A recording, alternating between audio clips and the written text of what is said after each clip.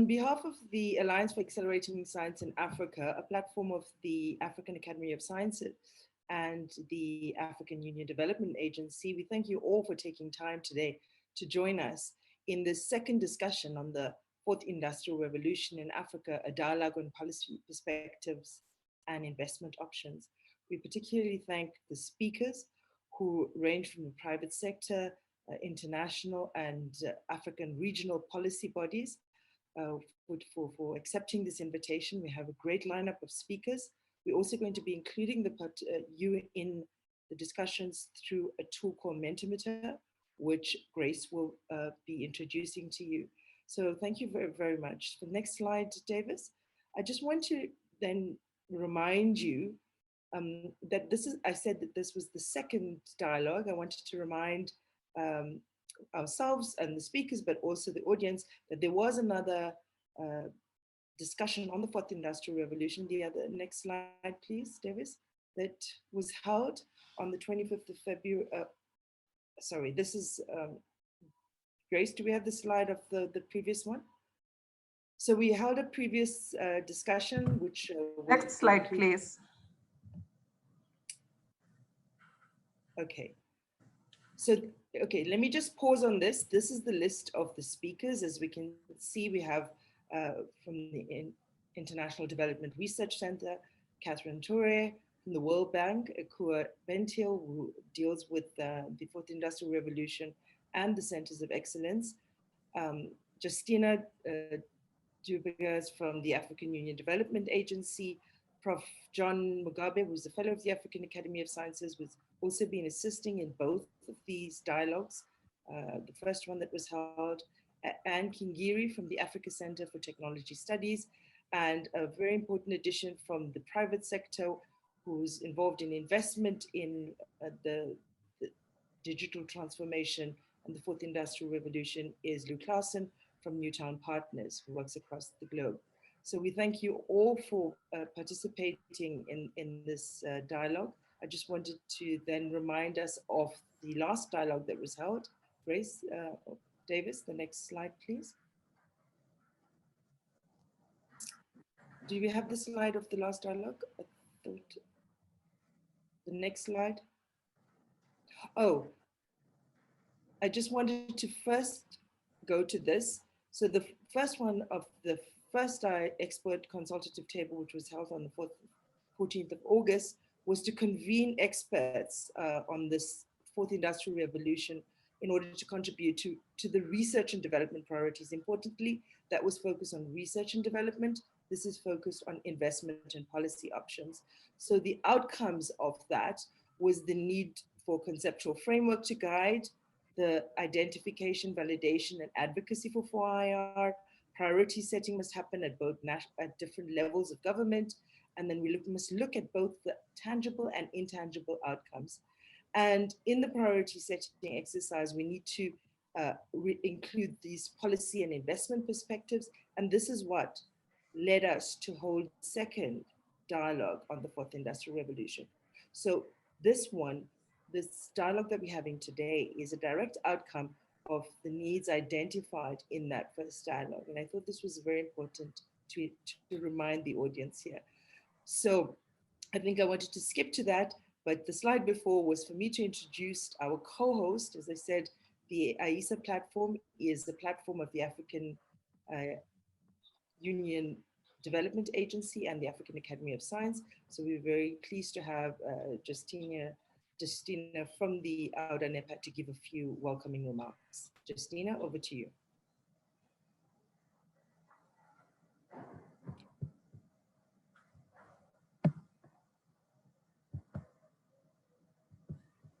Justina?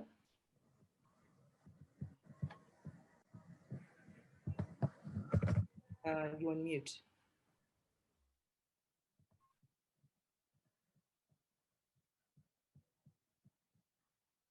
Justina, Grace, could we, okay, should we move on? I think, Justina, I can't hear you, so maybe we could come back to her later.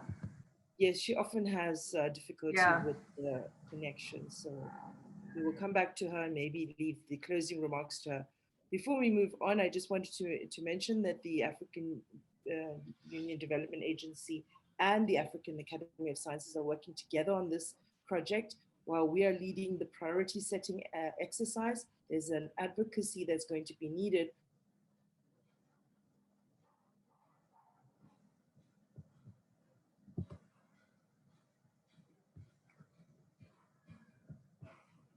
Isavani, you've gone on mute. Sorry, I just wanted to say that the African Union Development Agency is also playing an advocacy role in this project.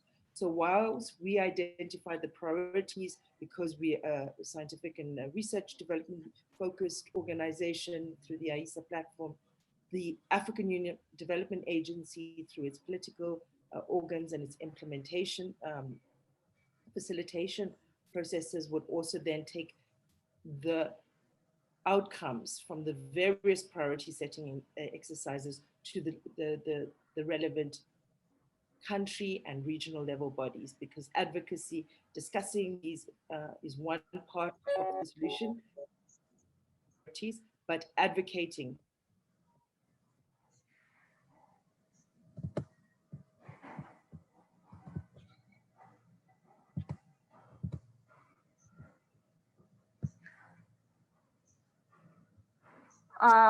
Race.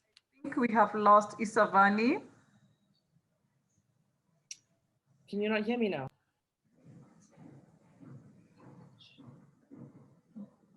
Thank you, Isavani. I heard you. Yeah, please proceed. And I think I also see Justina. So once you finish, you can hand over to Justina. Well, I finished. I was just mentioning that Auda NEPAD was working on the advocacy part of the similar grants, so that when we identify priorities, we can discuss at the right political level how to get more support for it. So over to you, Justina, to introduce Auda NEPAD and your part in this project. Thanks a lot. Thank you very much, Savani. Distinguished ladies and gentlemen, all protocol observed. Good day and welcome to Africa's Scientific Priorities Program, the Fourth Industrial Revolution Priority Area. As Dr. Savani Naika has just noted in her opening remarks, this dialogue is towards policy perspectives and investment options for the fourth IR.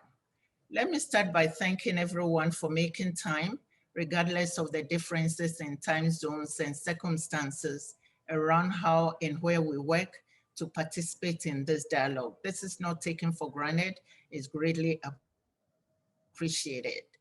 The African Union Development Agency, in its work with the African Academy of Sciences, recognizes and appreciates this effort, as it is evidence of increased continental interest in our and scientific priority setting. Continentally, work on scientific priority setting for the African R&D started in 2019 with the aim of defining the agenda for investment in research and development for Africa.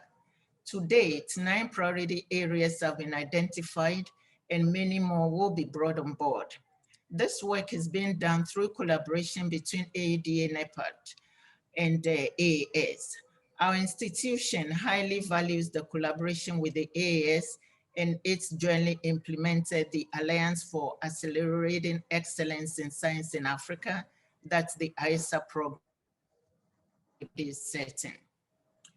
Ladies and gentlemen, the COVID-19 pandemic has particularly highlighted the importance of participatory leadership and the need for active citizenship in science and development at the national, regional, and continental discourse.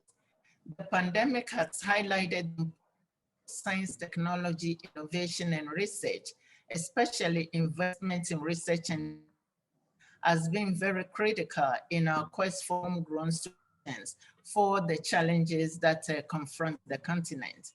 It is important, therefore, for both government and the private sector, as well as relevant stakeholders,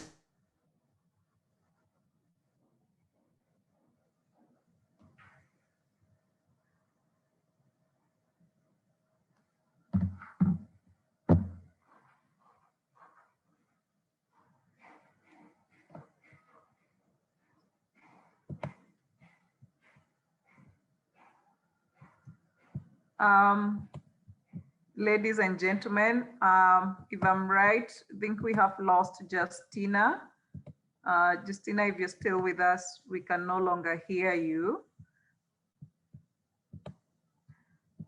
What I will do is I will ask us to move the slides to my slides, Isavani, if you allow, and if we get reconnected to Justina, we'll give her a chance, especially when we have the question and answer session. Yes, thank let's you move very on. much. Good evening, good afternoon, good day, wherever you are from. Mine is to give a brief overview. Can anyone hear? Oh, okay.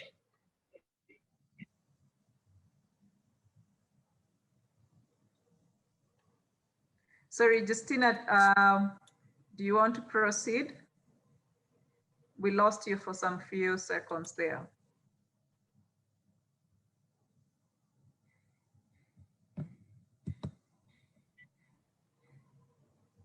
Okay, I shall proceed as I had said earlier. I'll give a brief overview of the Africa Scientific Priorities Program at the African Academy of Sciences, which we implement under the AISA platform. Next slide, please. After this, we're going to listen to the speakers whom we have lined up on our agenda. And just to give a very brief overview is that the platform for accelerating excellence in science in Africa has 4 major pillars through which we implement science programs on the African continent. We build research and development leadership and environments. We support the development of innovation and science-driven entrepreneurial culture, and that's through our work on Great Challenges Africa. We also support rising research leaders through a big program on postdoctoral schemes, but also we target critical gaps in the research landscape and fill those gaps. Next slide, please. This is an overview of the programs we have under the AISA platform, and you can see there are many areas of focus, and under each of them we have several initiatives that are ongoing. This particular program that we are implementing scientific priority setting initiative on is under agenda setting and scientific prioritization. We have a program on research management, on financial governance, science communication, community and public engagement, policy translation, as well as working with diverse partners.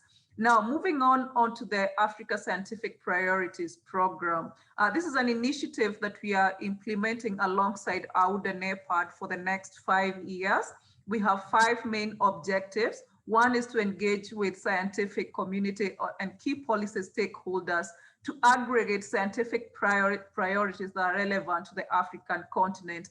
And we're not aiming at setting new priorities, rather we are focusing on what the African governments have already agreed on. We have Agenda 2063, we have TISA 2024, we also have the SDGs. For example, in agriculture and food security sector, we have CADAP and the Malabo Declaration, and we look at this and look what are the key priority questions that we should be focusing on, and if these are invested in, we have a higher return on investment. From this work, we aim at publishing position papers, policy papers to engage with our policy makers, to engage with the funding community or any other stakeholders for whom these questions are relevant. Therefore, we engage in the dissemination of this particular work and then promote evidence-based policy making. And eventually we hope that this work will actually inform investment decisions by our governments, by our regional bodies, as well as different partners. So that's an overview of the work that we've been doing since 2019. On the next slide, what I will do is I will show you the areas that we have worked in. In our first wave of scientific priorities, we worked on the area of maternal, neonatal, and child health, and this was very closely related with our work on innovations at the Great Challenges Africa. And under this work, 4 priority areas were identified, and part of the funding that we provide at the Great Challenges Africa actually goes into this: better care during pregnancy, better care at birth, postnatal care for women and newborns, as well as better hospital care for the sick and for sick newborns. We've also done some really good work on genomics and precision medicine, and you can look up at our website to read a policy paper we published last month on this particular piece of work. As well, we've done work on climate change, which is very much connected with the work we do on our postdoctoral initiatives. And this work has also been with a range of partners across the world and across the continent. On the next slide, I'll show you the second wave of scientific priorities that we've been working on. We've done some work on data and biospecimen governance, and this also was published last year. And this addresses issues of governance that are relevant to Africa around the use and reuse of data and biospecimens originating from the African sources and through all stages of research and translation chain. We are just completing work on food security and nutrition, and you should expect to see this work being published very soon. You may have participated in some of our surveys that we were running last year regarding this particular piece of work, and we're looking to see how we take this forward, engaging with policymakers and different kinds of investors. Our work on epidemic preparedness and largely global health security is ongoing.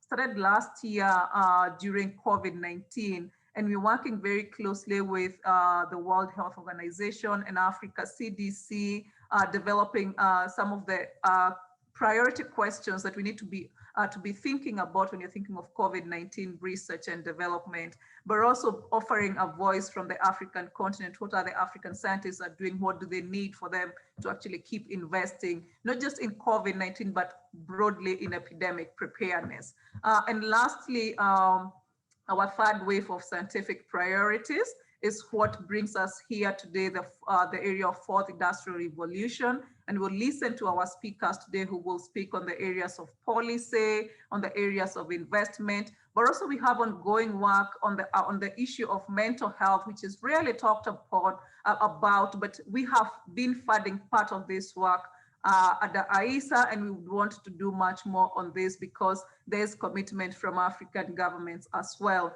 And as well, the work on gender and science, equally very, very important. We're thinking we want to see outcomes in the area of science on the African continent. We also have to think about the aspects of gender. And so this particular priority is unique in that way. We are looking at how do we accelerate excellence in science by ensuring also we are addressing issues of gender.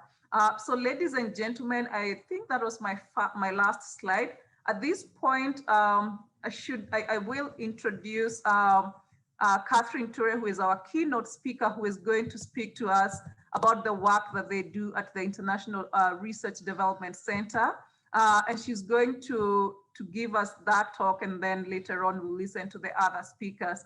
So Catherine had already had a conversation with us last year about this particular dialogue, and we found her insights very useful to include in this conversation. She is the regional director for in Eastern and Southern Africa for Canada's International Development and Research Center. She has led innovations in the Education Center and in the world of information and communication technologies and internet business solution. So really a good person to be hearing from today. But what I'm really keen on her talk today is issues relating to social justice and respect for different narratives and cultures emerging from people, especially when you're thinking about the fourth industrial revolution, issues of inclusion.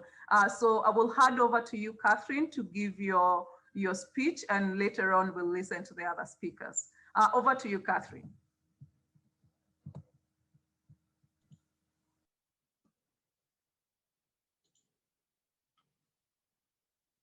Thank you so much, Grace. It's a real pleasure to be here and to represent Canada's International Development Research Centre at this policy dialogue organized by the African Academy of Sciences on the Fourth Industrial Revolution. As we know, Africa was largely left out of the first, second, and third industrial revolutions. In the fourth, technology, innovation, and entrepreneurship will be the norms in all sectors of society. This could greatly benefit the people of Africa. However, any deep societal inequalities will be reproduced if, on the other hand, inequalities are consciously brought forward and addressed, I anticipate an inclusive fourth industrial revolution that contributes to the Africa we want.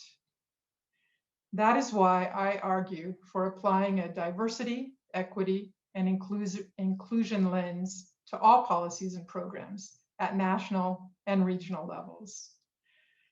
So I would like today to humbly share some experiences from IDRC in this regard.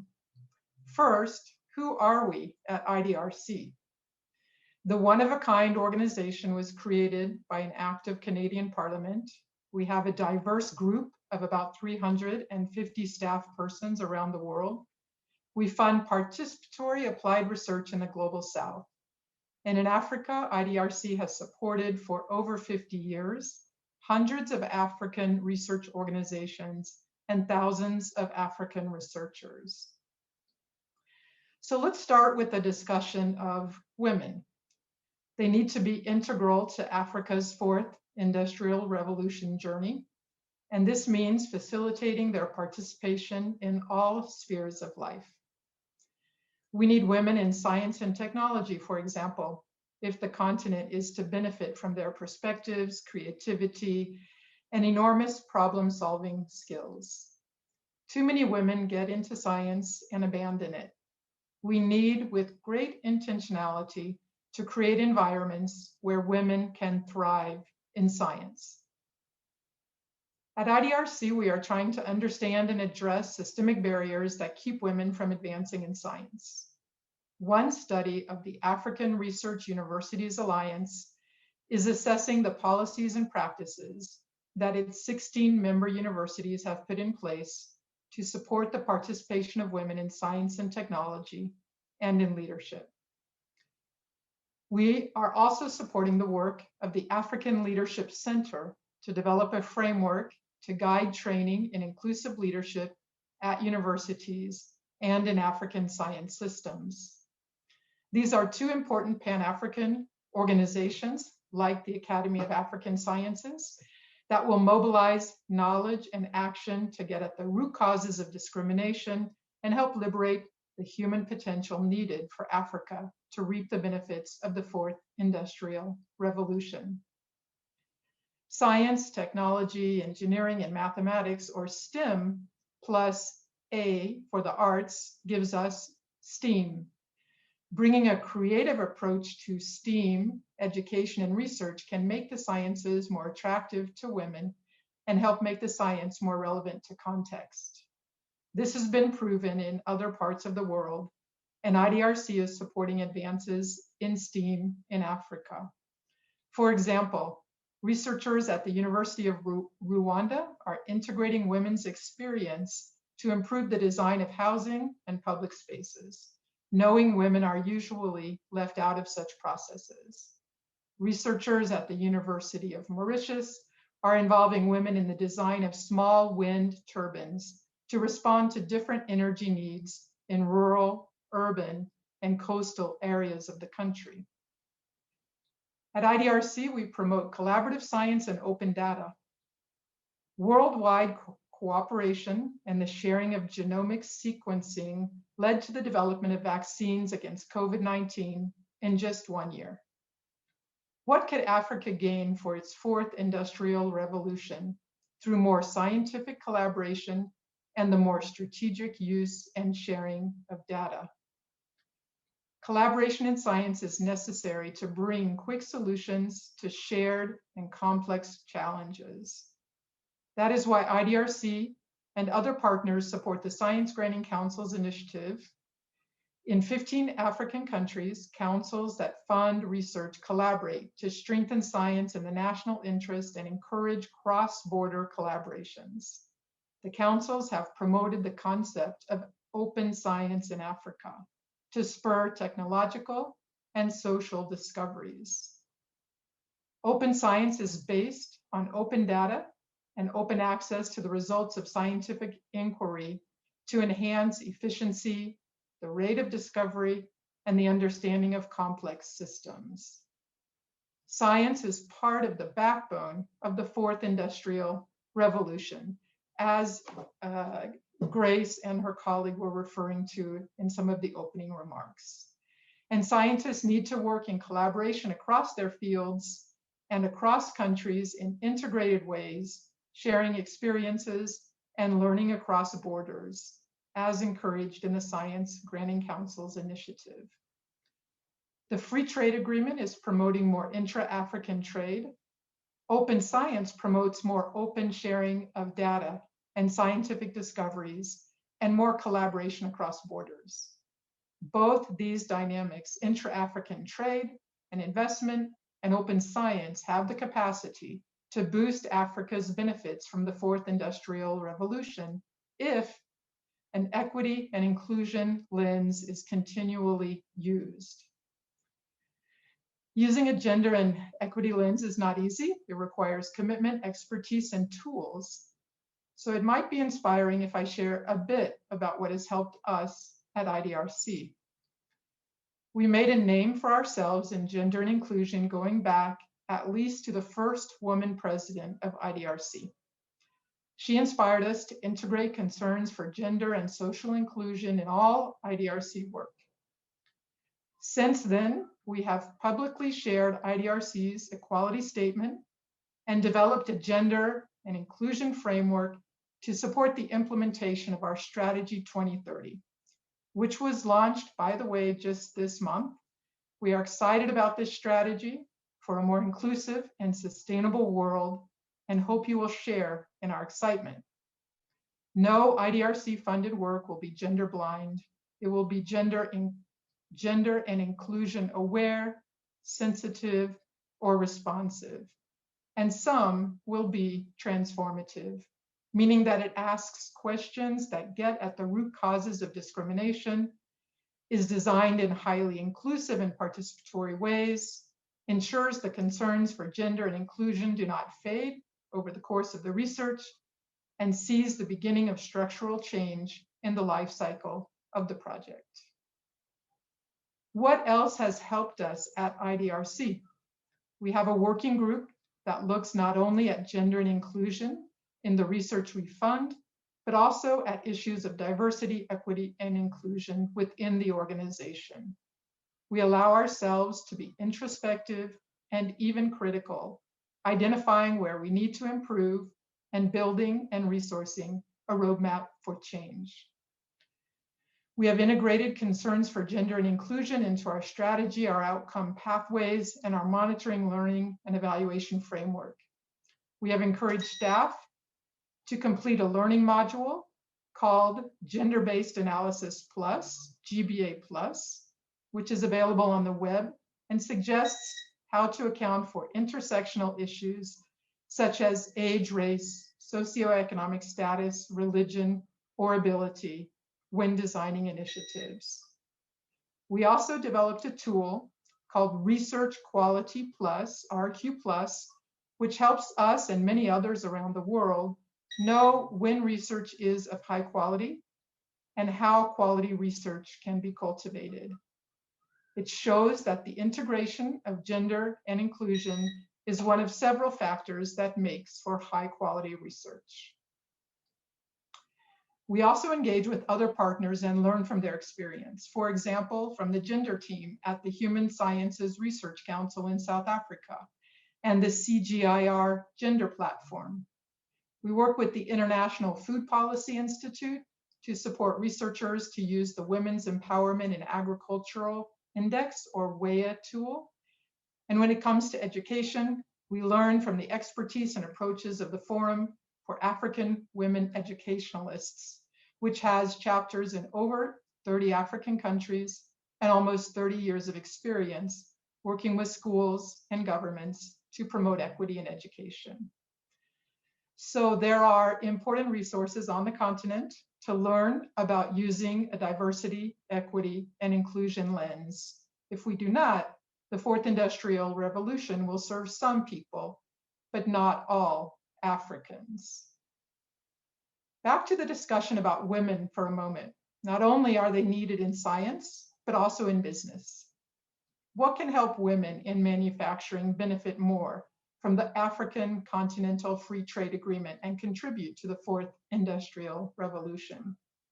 The Kenya Association of Manufacturers is using evidence to improve the competitiveness of women industrialists, something to be emulated elsewhere. The Africa office of the International Center for Research on Women has shown the importance for business women of healthcare, childcare, access to information and financial resources, and protection from violence. Accounting for these factors in policies and programs will go a long way in enhancing women's contributions to the fourth industrial revolution. The current global pandemic has accelerated entry into the fourth industrial revolution.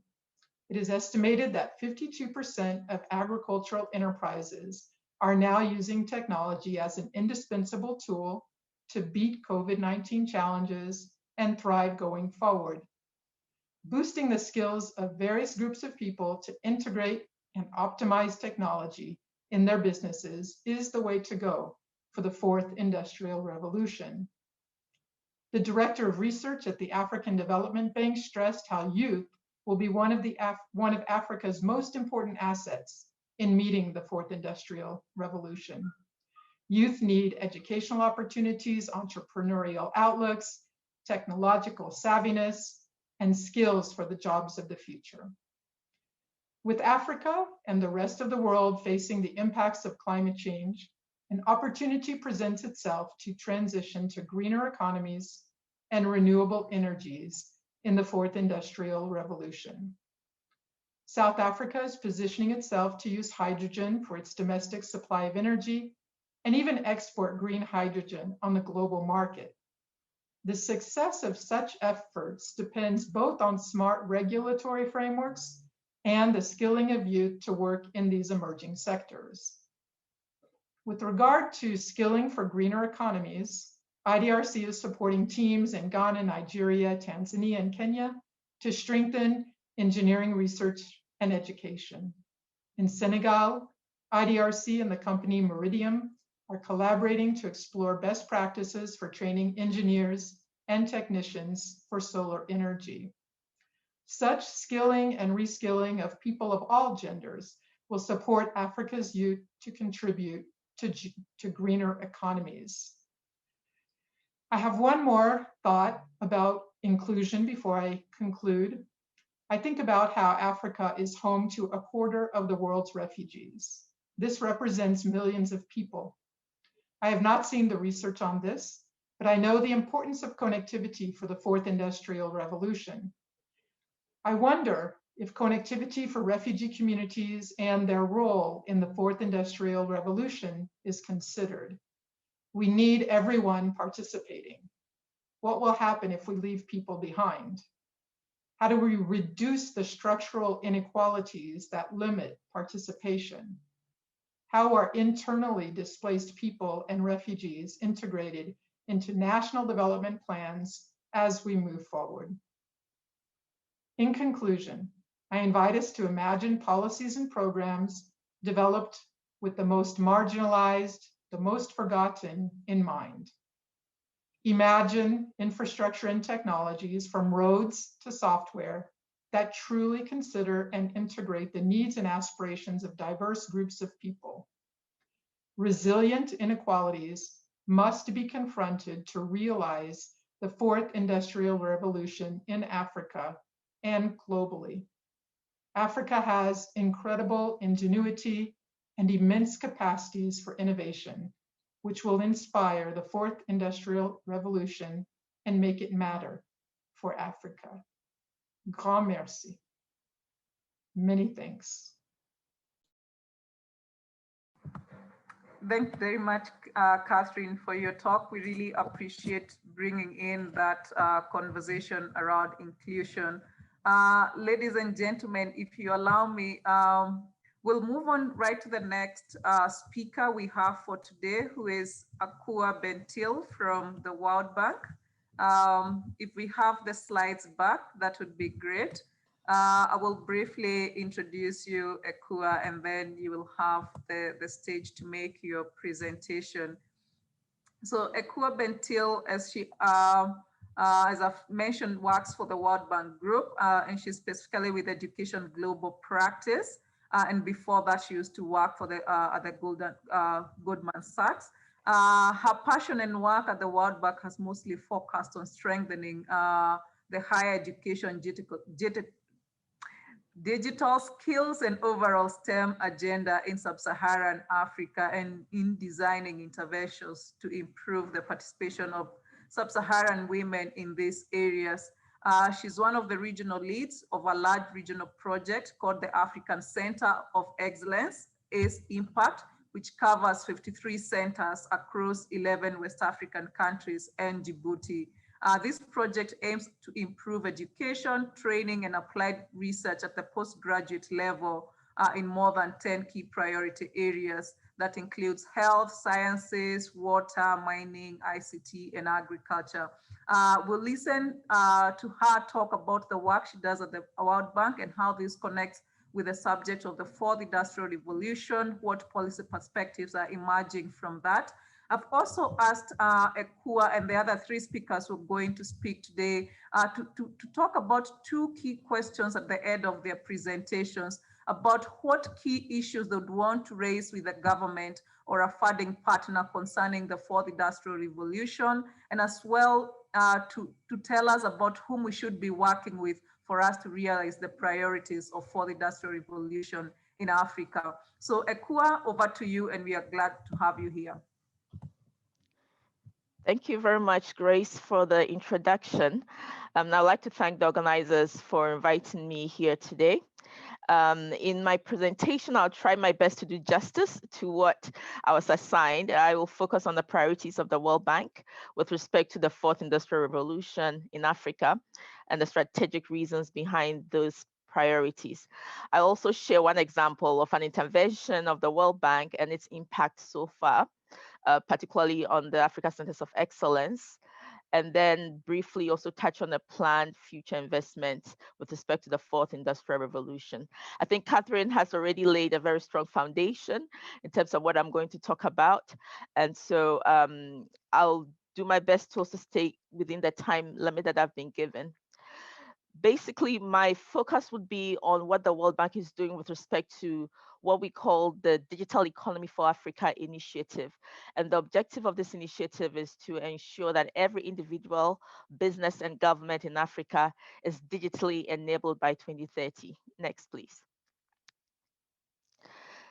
So we can see from this slide that half of the population in the world remains unconnected, and most of them in Africa.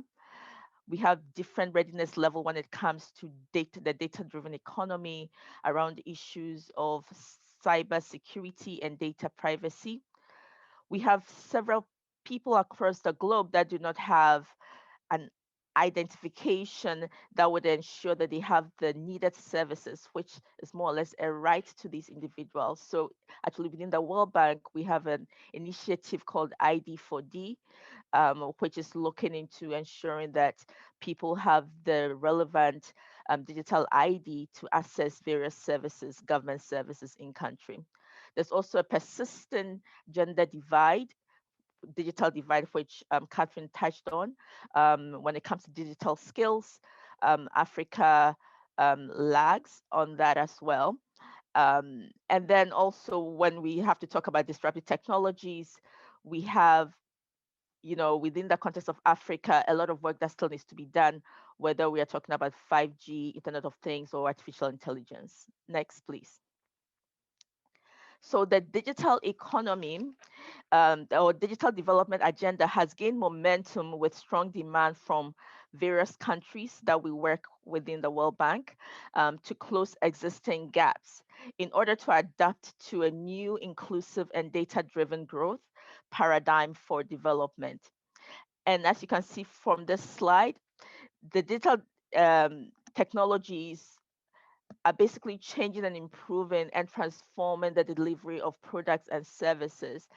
And they can really offer us an opportunity for inclusive growth, for increase in jobs that are not vulnerable, also to ensure competitive economies, and also to bring efficiency into our systems. And there's a strong linkages to the SDGs in terms of what the digital economy can really do for Africa and the world at large, looking at whether it's smart cities, whether it's smart energy, smart agriculture, and so on and so forth. Next, please. We know that business as usual is not working when we look at the various development indicators for Africa. Please, next. And digital transformation offers us a once in a generation opportunity to really unlock new development pathways and accelerate, and possibly to leapfrog the traditional growth model in Africa. And Africa must participate in this digital economy. And I know Catherine highlighted this as well. Digital tools came to the rescue in COVID, and we all know how much this has been important, whether we are talking about remote learning or even the genome sequencing that the world has been able to do because of digital tools and digital solutions. But the good news is that a strong regional commitment, whether if we are talking about the African Union's digital transformation strategy, and or we are talking about the World Bank's support for this strategy, which is through the Digital Economy for Africa initiative, which I'm focusing on today. Next. So to achieve good country-led outcomes, we at the World Bank, we are looking at this Digital Economy for Africa through several principles. So the approach is to ensure that it's comprehensive, it has an ecosystem approach, it's transformative and ambitious, that it's inclusive, that basically all citizens have a fair share to participate in, opportunity to participate in it, and also that is homegrown and takes into consideration the local realities on the ground, and also very collaborative. We have 5 pillars that we are looking at within this digital economy initiative, Africa initiative. We're looking at digital skills and literacy, looking at the digital public platforms, digital infrastructure, digital financial services, and digital business, and also some cross-cutting themes to ensure that there's strong framework to ensure that women can participate fully. We want to ensure that countries, particularly in fragile and conflict states, can participate fully, and that issues, risks around cybersecurity and data privacy are also addressed. Next, please. So through this process, various indicators and targets actually have been developed across the various pillars that we have. And once the slides are shared, folks can have a closer look at the different targets and indicators that have been set within this framework. Next.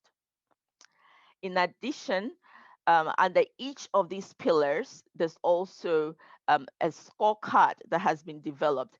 And I'm just showing this quickly for the digital skills pillar, the work that has been done, which has details in terms of the key challenges that need to be addressed, what interventions need to happen, the outcomes, and then the high-level goals linking to the SDGs. Next. So in terms of ensuring that this is a comprehensive approach, inclusive, who should we be working with, which is one of the questions that we're asked to address. It has to be all of government, all of citizen approach, looking at policymakers, regional partners, development partners, regulators, the private sector, civil society. And I'm glad that the constitution of the speakers today more or less covers most of these groups. Next. So specifically within the bank, under this Digital Economy for Africa initiative, the World Bank is committing $25 billion up to 2030 to support this initiative through analytical work and also lending projects. Under the analytical work, so far, We've had country diagnostic assessments that look at the 5 pillars in the different countries, and this has been carried out across 20 plus African countries. Our Digital Development Global Practice Group, which is leading this effort of the digital economy for Africa, has done quite a bit already. And currently in their active portfolio, about 53% of total commitment is in the Africa region. So we've seen a ramp up of support on the continent to ensure that the 5 pillars, whether it's around digital infrastructure, digital skills, and so on and so forth, is really institutionalized on the continent. Within the education global practice where I sit, our current active pipeline portfolio that has components of the use of technology in education or digital skills has also grown. And you can see from this plot that about 6 billion is either currently in active projects or has been committed towards a project in the next year or so. Next, please. So just going a little bit deeper in terms of education, what have we done? We have several projects that have, a set of different edtech components, education technology components. By level, education is still lower, but the World Bank is doing quite a bit in that space, and I'll talk a little bit more about the Africa Centers of Excellence later on. And when we look at the different focus areas, you can see that there's a lot of focus on infrastructure and skills.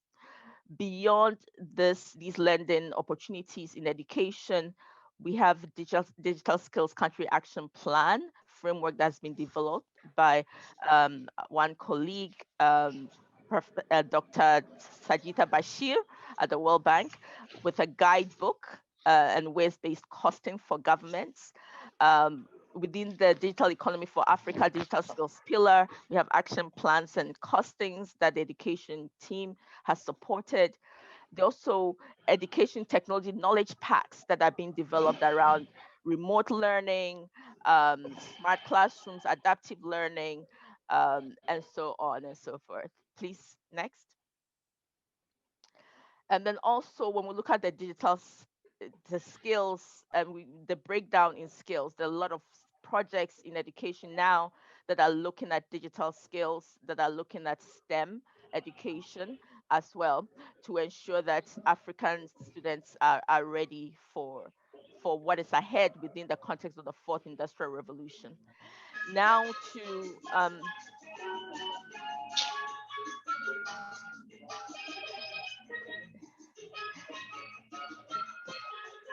okay. Now to the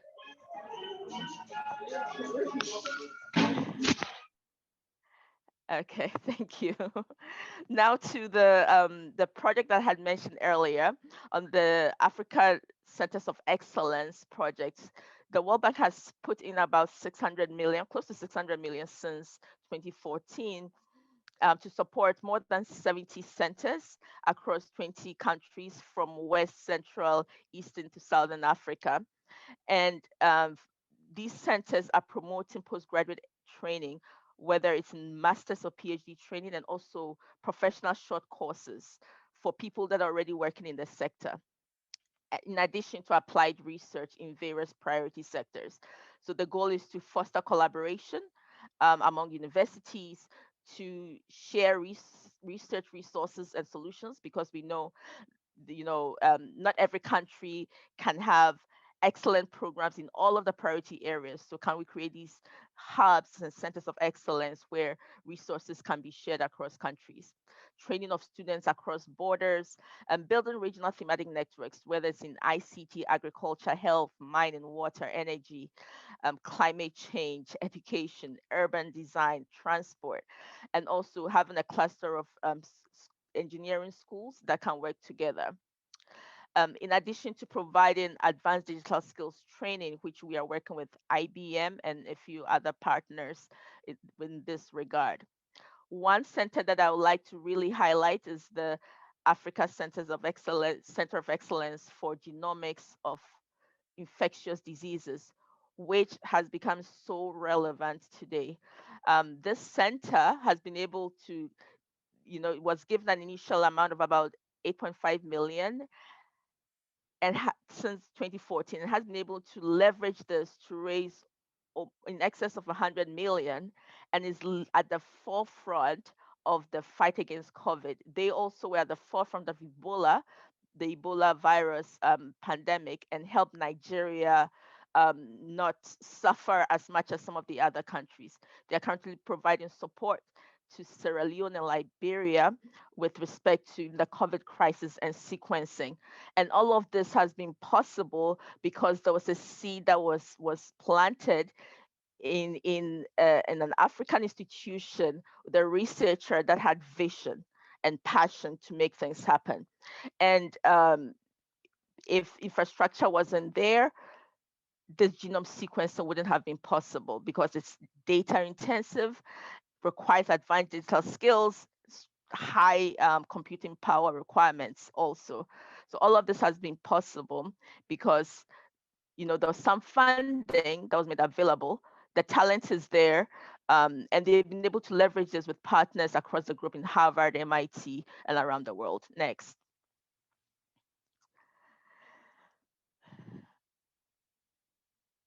And you can click through this. The final slide here is concerning a project that we've started working on with AAS and also AUD and NEPAD and Smart Africa. And it's in its early stages.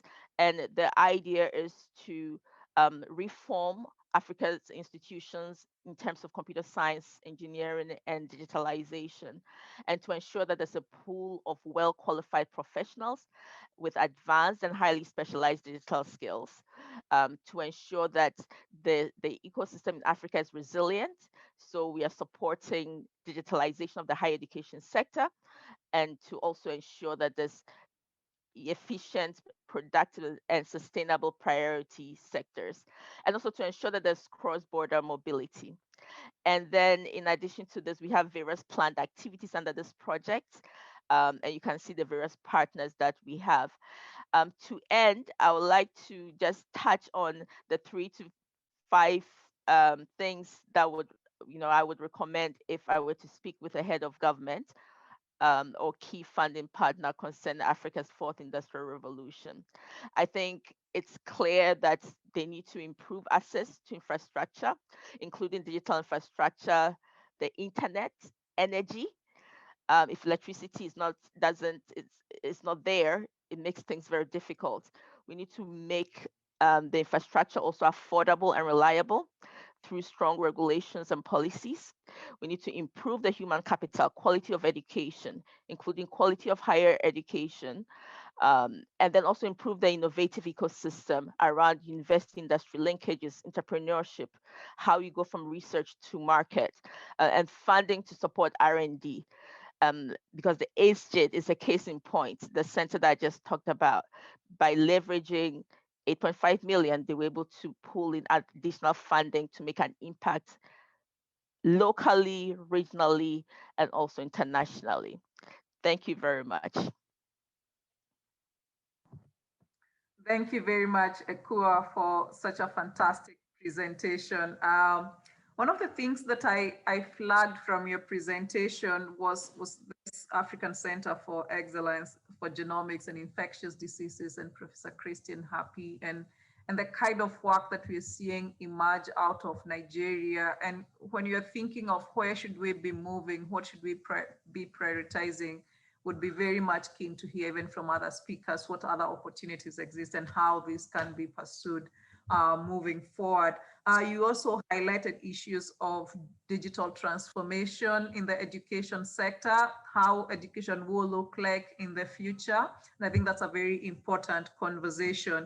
But also there have been conversations of how the fourth industrial revolution could also change other aspects of how we do things, for example, advancing maternal and neonatal health, addressing issues of gender-based violence and such. There's quite a variety of things that could be done with these new technologies that we have to deal with. But I want us to invite the next speaker we have for today, who is coming from policy and think tank space, Anne Kigiri. If we have her slides up, please, as I introduce Anne. And keep the questions coming. And before I introduce Anne, let me highlight one question that was sent directly to me, and I can read it for you, Akua, so that also all the other participants can listen to this. There was a question which asked about how do we increase public-private partnerships with universities and TVET institutions. And I think this is particularly important because we had a phase where we were overemphasizing on university education, and now there's more emphasis on TVET institutions because we're really thinking about employability and how do we work on partnerships this here, and especially in the case of the fourth industrial revolution. Now, moving on to Anne Kigiri from the African Center for Technology Studies. I'll do a short introduction and then I'll let you have the floor, Anne. Anne is the Senior Research Fellow at the African Center for Technology Studies, and she is a science, technology, and innovation policy and development researcher, specifically focusing on inclusive and sustainable development in Africa. She also serves as the Secretary General of Africa Leaks. Today, I learned the full name, which is the African Network for the Economics of Learning, Innovation, and Competence Building Systems. And she's also currently a member of the International Union for Conservation of Nature, one of their task forces on synthetic biology and biodiversity conservation. Anne, I want to hand over to you to listen to the work that you're doing at the African Center for Technology Studies and the various aspects of the fourth industrial revolution that you're working on. And also remember to add your presentation, sharing with us what are those key things you think we should be talking to our governments about, our funding partners or other partners we may want to work with, and who are the kind of institutions and people we should be working with. Over to you, Anne. Thank you, Grace. You can hear me? Yes. Thank you. Oh, okay, next slide. I'll be speaking briefly on what ACT is doing with regards to fourth industrial revolution. But I want to say that the previous speakers, Akua and Catherine, have actually set the scene for me. And I think this is going to make my work very easy. The next slide, please. ACTS, next slide. ACTS is a think tank. It's a science, technology, and innovation policy think tank, which is based in Kenya. Of course, it's focusing on the region, trying to strengthen the capacities and policies of African countries and institutions on science, technology, and innovation for sustainable development through high policy quality research. Next slide, please. We are having quite a number of projects which are focusing basically on the fourth industrial revolution. I'll just flip through a few of them, but focus on one which is very key for our conversation today. The first project is, which is quite fresh. It just been funded by IDRC. Starting next month, is going to be focusing on the issue that is coming up on building scholarship for fourth industrial revolution, but focusing mainly on artificial intelligence and machine learning. The main focus here is capacity building, targeting researchers who are undertaking PhD and early career academics as well as professionals in this particular area, basically to build their capacity in this particular area. Next slide, please. The other project is looking at some of the issues that might have been alluded to by Catherine, that have to do with issues of inclusivity. And this particular small project is actually asking a key question on, will artificial intelligence widen the gap between Africa and the developed countries? And it's also going to be looking at the local knowledge, how it shapes the dynamics of adoption of this particular technological area. It's building on a previous small project that we looked into in terms of understanding the dynamics of diffusion of digital finance innovation in emerging economies. And we used M-Pesa as a case study. Next slide, please. The other project is one of those projects which Catherine alluded to because it's funded by IDRC. It's a bigger project in Africa, but in this particular project, we are concentrating on Africa, trying to build institutional capacity for computing science in Kenya, but mainly trying to support the building of institutional research culture in computing science.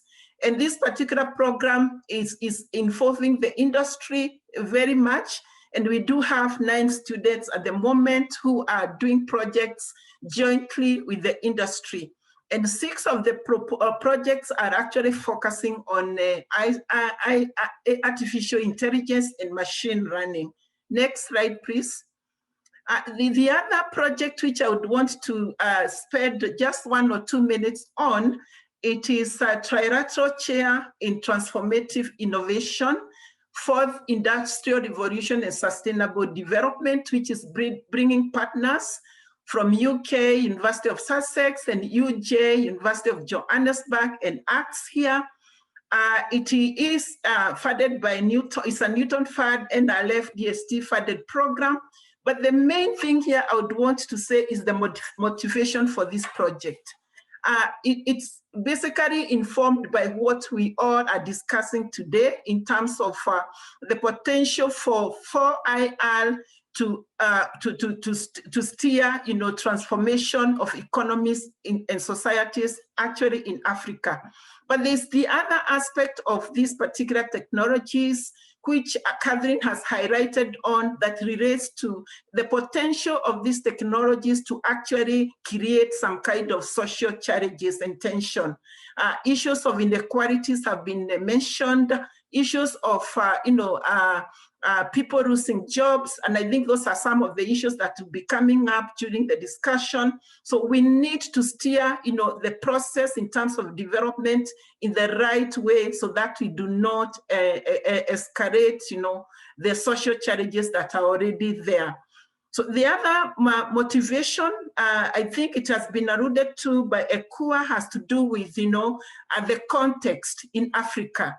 So we are looking into introducing these disruptive technologies into a context which is likely to be, to have raw technical skills in our education systems, or even for those who are going to be taking up the technologies, but also looking at the education and training system, which could be deficient in terms of, adoption of these technologies, even testing, but also the predominance of labor-intensive industries that we do have and we cannot wish away, and also the support, the issues of inequalities and unemployment, which have been alluded to by the previous speakers. Next slide.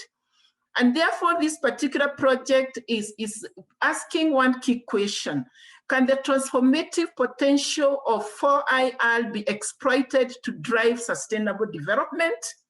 So the conceptual thinking around this particular project, it has been informed by 3 areas. Transformative innovation on one hand, in terms of innovation in efforts that can actually lead to systemic change. Then on the other hand is the industrial revolution, the technological innovations which are disruptive in nature, name them, all of them, or about 23 of them on one hand. And then the sustainable development in terms of, issues of social inclusion and environmental sustainability. So this conceptual framing has informed, this particular project. And next slide, please.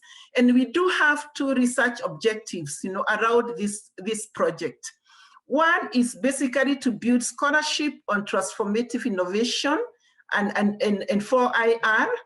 Basically looking at new theoretical frameworks which are actually suitable for the context of Africa, but building on systems thinking, some theoretical thinking that have already been developed, like innovation systems, social technical transitions, sustainable science, among others, but also having 4 research areas as entry point. Energy systems, for instance, but looking at energy systems in terms of, the sparring that can be done by using digitization. It's the energy system, in addition to other, technological innovations that can actually enhance that particular system. Mobile money, I think that has been spoken about in terms of what digital technologies can actually do for Africa. Agricultural biotechnology, and also focusing on the advanced technological activities that are happening in Africa. I know AUDA is steering a discussion around gene drives, and this is something that we may want to explore because it has a potential in Africa, as well as looking at the industrial production systems. The other research objective is going to be looking at the policy aspect of things, the policy, governance, regulation, but from a transformative innovation lens, transformative lens.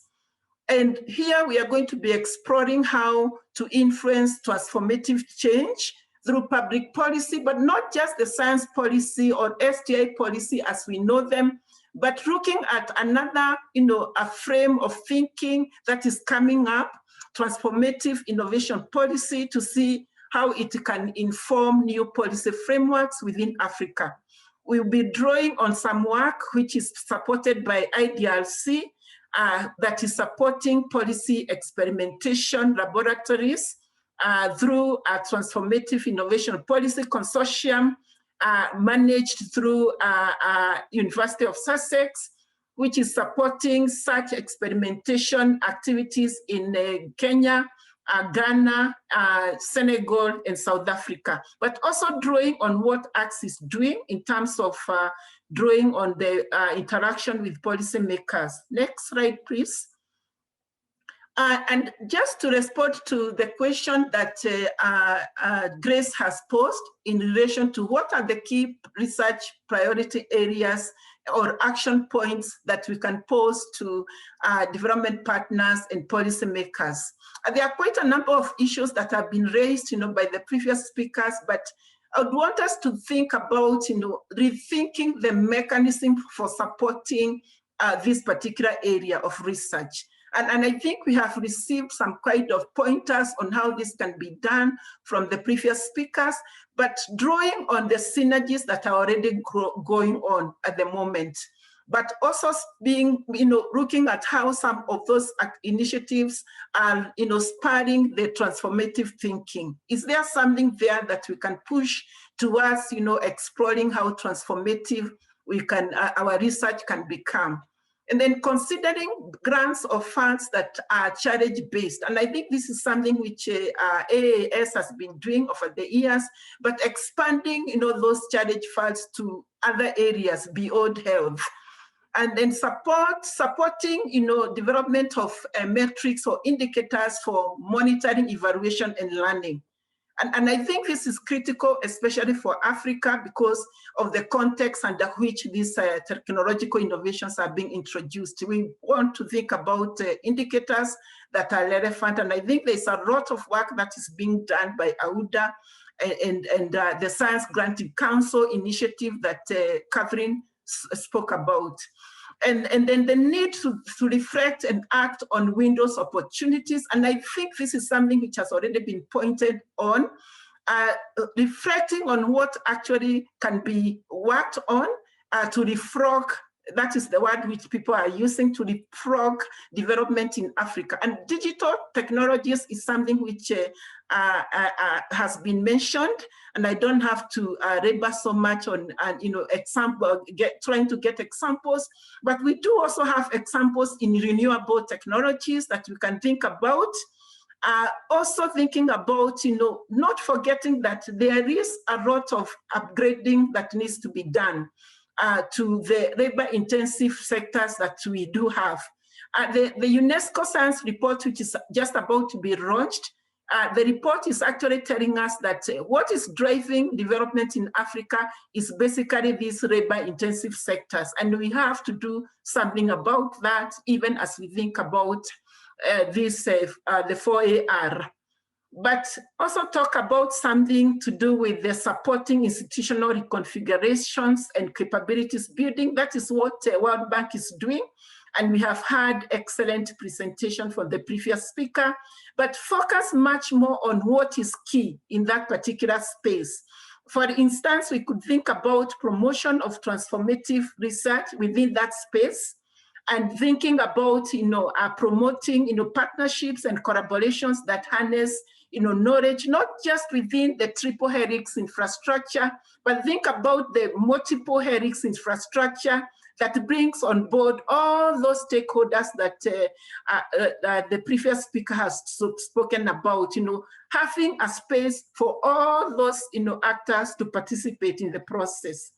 But also support a vibrant and sustainable research culture, for better quality research that strengthens local industry. This is what we are getting from our ICT project, that the one I mentioned about, that if we support a research culture, particularly institutional research culture, that can actually enhance better quality research that actually strengthens the capacity of the local industry. Next slide, which is the last one.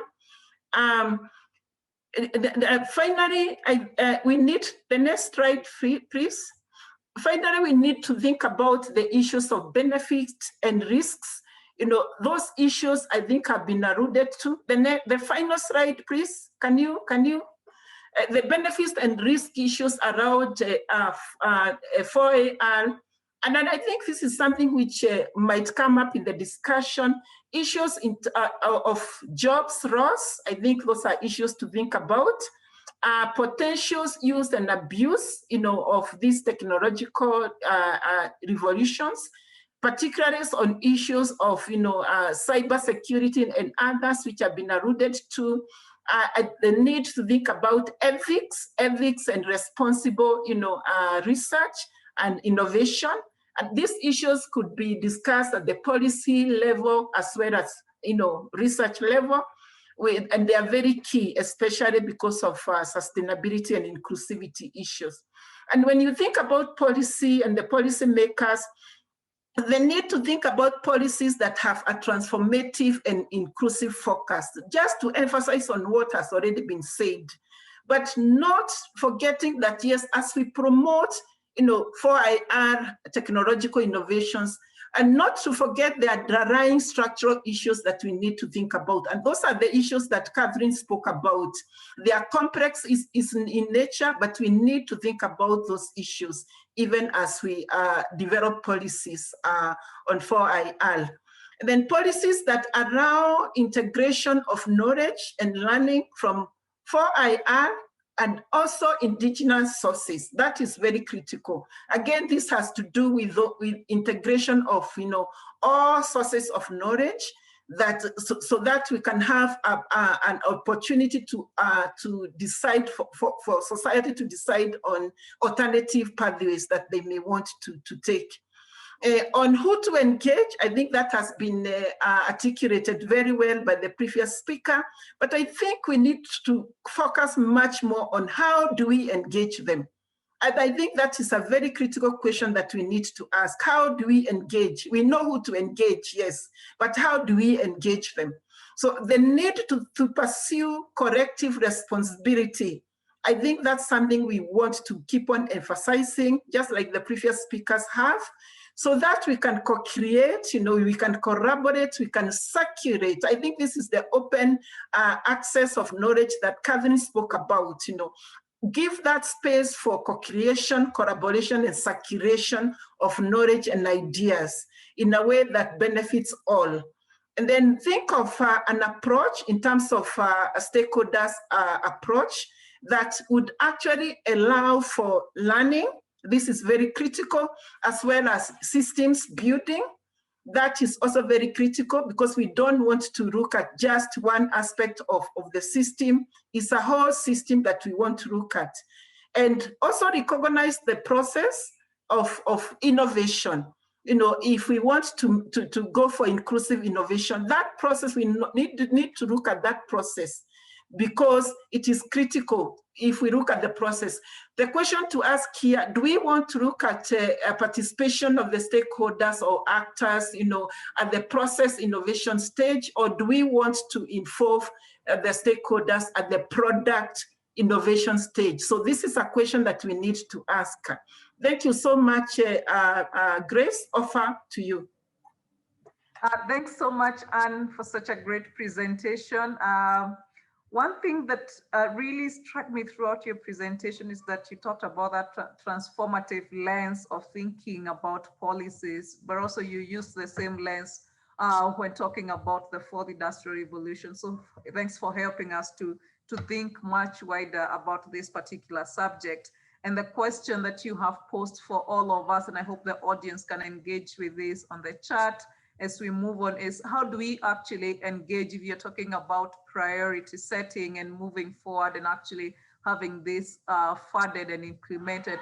How do we engage to ensure that is happening? You mentioned collective responsibility, and actually want to call that collective leadership. How would that look like so that we're ensuring that aspects of inclusion are well covered as we are thinking about investments that are going into the field, into the area of the fourth industrial revolution? So thanks again, Anne. We're going to move on to our last speaker for this session, with Liu Klassen. Thanks so much, Liu, for accepting to be a part of our speakers today. I'll do a very short introduction of yourself and I will hand over to you. So Liu Klassen is the managing partner of Newton Partners, and this is a venture capital firm founded by him and a colleague, Vinny Lingham. The firm invests globally in early stage emerging technology and disruptive business model startups that drive economic activity in a fundamentally positive way. Perhaps he's going to tell us about what that actually means when he is speaking. He's also the former executive director of the Bitcoin Foundation, the original and the oldest, largest cryptocurrency advocacy organization globally, which is headquartered in San Francisco in the US. Liu, over to you, and you look forward to listening to you. Thank you, Grace. Can we go to the next slide? Perfect. And the next slide. I think that most talks that I hear about the fourth industrial revolution and its relevance to Africa and its emerging markets, I think tends to focus on all the things that could possibly go wrong and how these technologies have at least have the potential to have a very damaging potential to increase inequality, to increase social problems. And there's no doubt that that is part of it, but I choose to be a techno-optimist. And so when I thought about what sort of investments would be most compelling from an Africa perspective, I was reminded of a couple of different things. The first is that this idea that the fourth industrial revolution is some kind of upcoming event is a misunderstanding. It is in progress. It has been with us for quite some time now. Unfortunately, it is along a non-linear growth path. And so it looks as if there's not much going on in those kinds of technologies until eventually they become completely overwhelming. So I think that it's good to kind of think about these in the context of how have we treated these kinds of things in the past, how have we looked at emerging technologies and business models in the past, and how we can be supportive to those. And I think that there's a really good paper, 2014 paper published by Mason and Brown, and actually funded by the OECD, which talks about entrepreneurial ecosystems and growth-oriented entrepreneurship. And effectively, this literature review came to the conclusion that most developing economies at the moment are trying to create what they call high growth firms. And what these high growth firms have essentially shown is that they're able to take advantage of these of technologies and disruptive business models, and they do create economic value. They do create high value jobs. But what's also really important, and something that the literature review made quite clear, is that there is no direct relationship between the number of these of small technology businesses being created and the number of high growth firms ultimately being created. And if you dive a little deeper into it, and in particular into the work of Eisenberg, which was actually from 2011, then you realize that we have to take a systems view to thinking about entrepreneurship and specifically about how to create these high growth firms that take advantage of 4IR technologies. So I don't believe that there is one specific technology or one specific business model that is relevant to one specific area of Africa or another. Is it possible that could emerge? Absolutely. And I think emerge is the right word that I want to use here, is that we're not talking about natural resources when we're talking about 4IR technologies and these business models. We're talking about something that effectively is an emergent property of a system. And so the analogy that is probably most apt here is to think about it as agriculture. So if one takes a transactional view on this and you say, well, what do we do if we want to encourage a specific type of agriculture? Let's go and buy seed for everybody, or let's give them funding so that they can buy seed to start their farming activity. And I think that and certainly, again, the work of Mason and Brown just confirmed that is only irrelevant at the very early stages of the creation of these kinds of opportunities. What you have to do is think about it in terms of systems and think about it in terms of relational relationships between these different ecosystem participants. And so next slide. I'm going to take you through Eisenberg's methodology or framework, I guess. And so what Eisenberg says is, first of all, that the first pillar, I guess, of this is finance. You could just stop right there. Thanks. Is finance. And specifically what we're talking about here is we're saying, well, these kinds of opportunities need access to microloans. They need access to angel investors. They need access to friends, to family that are going to provide their initial capital. They need access to venture capital funds that are going to do the follow-on investment. They need access to private equity firms that are going to do different types of debt-based lending or other types of instruments other than just straight up equity. They also need public capital markets in order to create eventual exits and create money flow back into the system. And ultimately, you need functioning debt markets, again, so that you have a mixture of different instruments that you have at your disposal. The second pillar that Eisenberg talks about is culture. And specifically here, he talks about success stories and the fact that you need to have visible successes. You need to have wealth creation for founders. There must be a situation where these high growth firms in this ecosystem attract international attention and have international reputation. There must be a culture of a tolerance of risk, of mistakes, of failure. There must be a willingness to engage in innovation, in creativity, in experimentation. It's also important that the social status of the entrepreneur is no less than a professional. It's really important to have a culture that encourages wealth creation through taking advantage and exploiting these kinds of technologies. It's also important within that culture to encourage ambition, drive, hunger. Then Eisenberg talks about supports and next.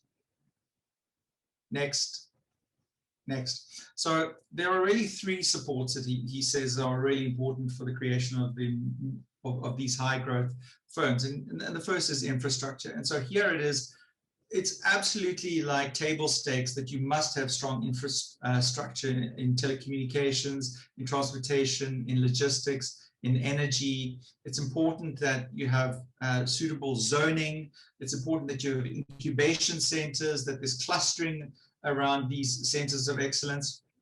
On the professional support side, he talks about legal support, about accounting support, about investment bankers, about technical experts, about advisors. And then on the non-governmental institution side, he talks about things like non-profits that engage in encouraging entrepreneurship, in business plan contests, in conferences, and entrepreneur-friendly associations. Next. The next pillar in Eisenberg's framework is human capital. And next, he talks about the first being labor, and specifically talking about skilled and unskilled labor, about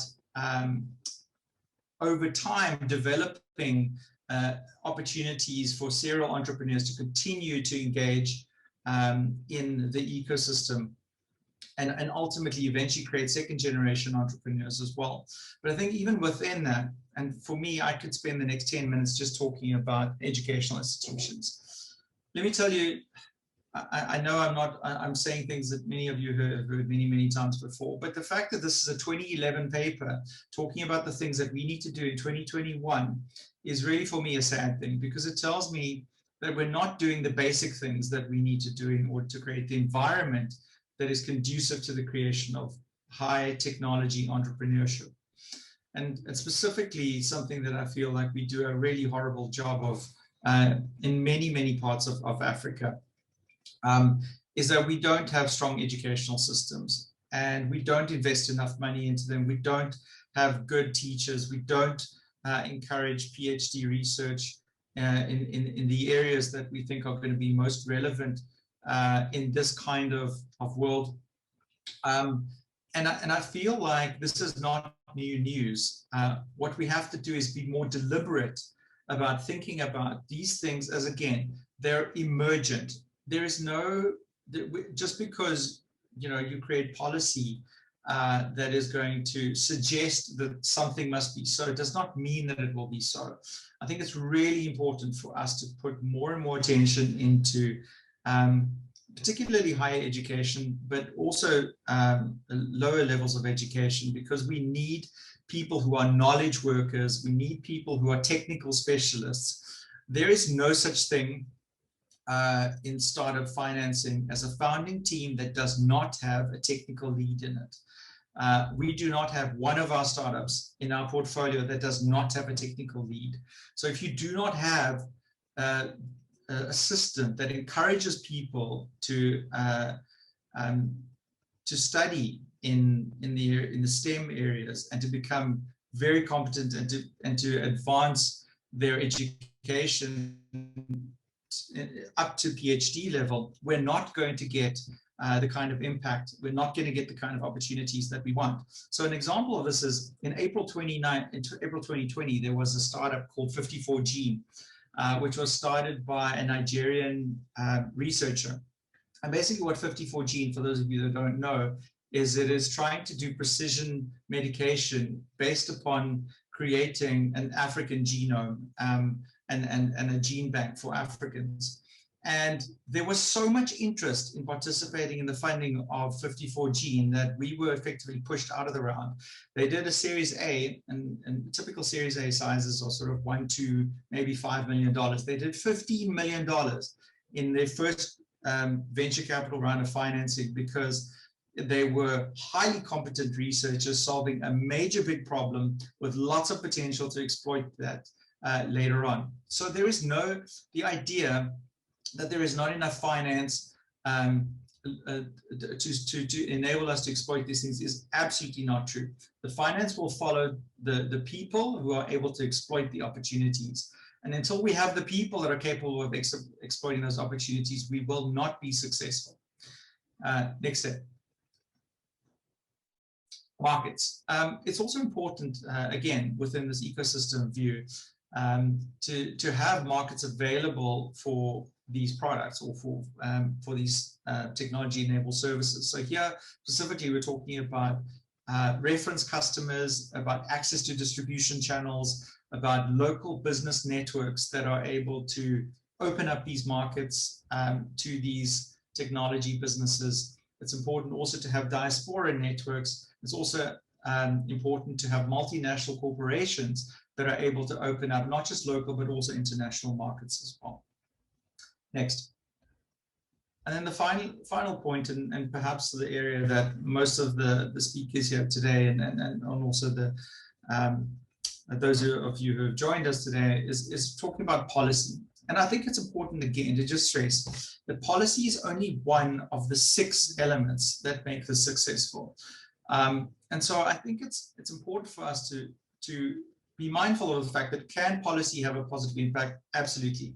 But you know, with my experience in blockchain technology and cryptocurrencies, I've also come to realize that it is oftentimes possible for policymakers to be too conservative with technologies and to overregulate too soon and not create a sandbox for people to play around with these emerging technologies before we really know whether or not they're going to have all the possible potential negative consequences, but give people an opportunity to become acquainted with the technology, to play with the technology, to become highly skilled at using the technology, and don't let policy drive that decision, but rather enable that process. So here we talk about it is absolutely important that we should have 2 elements, leadership and the role of government. So on the leadership front, it's absolutely important that policymakers provide unequivocal support, for entrepreneurship and particularly technology entrepreneurship. Also that, once again, reconfirming this idea of social legitimacy. It needs to be okay for you to be a technology entrepreneur, not just that you have to be a doctor or a lawyer or somebody, some other professional. It's important that there's always an open door for people wanting to advocate on behalf of these technologies. It's important that there is an entrepreneurship strategy, but it's important also to remember that it's not about creating more of them. It's about enabling high growth firms to be an emergent property of this ecosystem. And then on the government side, it is about providing financial support, but being very mindful of the fact that it's about, but it is about providing support that is about the initial stages. So it's about providing small amounts of capital so that people can do R&D, so that they can get started. It's also important that there is a regulatory framework to create incentives, and here in particular, and something that's not always well taken up, is it's important to create tax advantages.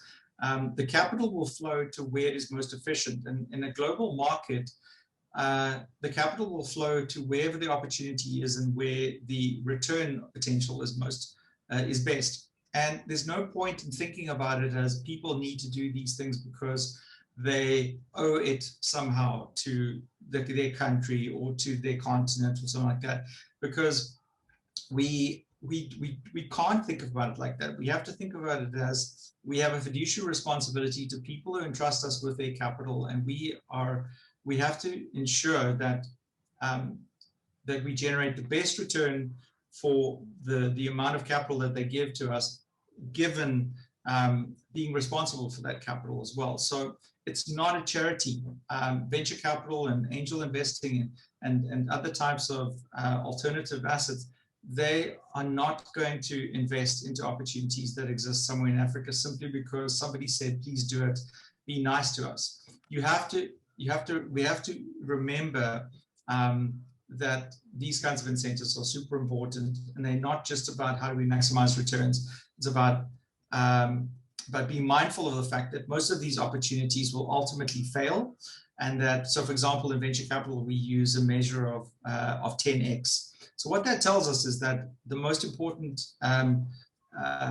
startups in our portfolio will generate a 10x return, which is going to pay for the other failures. May I request that you start wrapping up, please? Yes, of course. Yeah. And then finally, just as I said before, venture-friendly legislation. So for example, enabling environment for bankruptcy, for contract enforcement, for property rights and labor. And here again, I think that Africa, we've struggled with this. So for example, many of the opportunities they invest into, although they have African entrepreneurs, although they are operating in African markets, they are oftentimes linked to a holding company that is based in the UK or based in Singapore or based in the US, simply because we get certainty around how we're going to be able to enforce our rights as shareholders and in contracts. So in conclusion, there is a lot of potential in 4IR technologies and in business models, but it's important that we remember that these results will be emergent and they cannot be transactional. And if we do not create an environment which is conducive to success, it doesn't matter what we are wanting to do, we will not be successful. Thanks very much, Thank you, Grace, for such a great presentation. I really like that model, and I hope that we can reflect upon that as we continue with the work that we are doing. But also for our participants, I hope that has been helpful to you when you're thinking about the wider field and what you need to be doing. So thanks, Liu, for sharing that. We are against our time, and I really want us to add on time. So what I will do is I will invite my colleague Davis to take us through a short exercise where all of you are going to participate. So if you go to the chat function for this webinar, go to menti.com and then use the code that has been provided there, and Davis will take us through on what we need to be doing. So now I will hand over to my colleague Davis to take you to the next session. Davis, over to you. Thank you so much, Grace, and thank you to the other former speakers for those informative presentations. So as Grace alluded to earlier, please go to the chat section, open a new tab on your browser and enter menti.com with the code 4540078. So I'll give you 10 seconds to log on to Menti.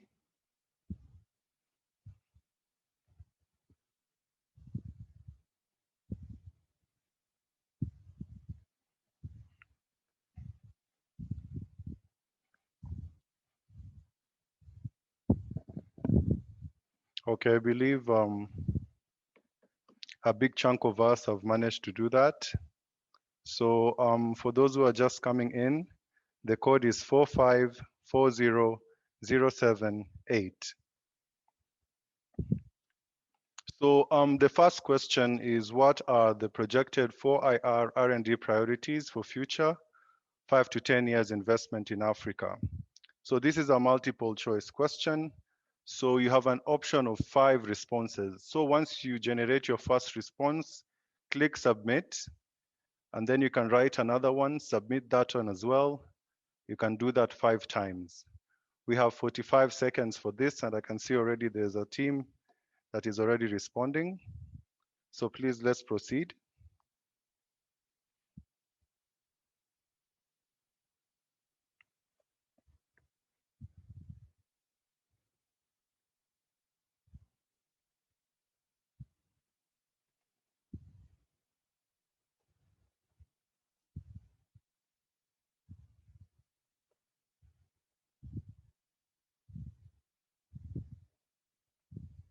Once again, we are going to menti.com.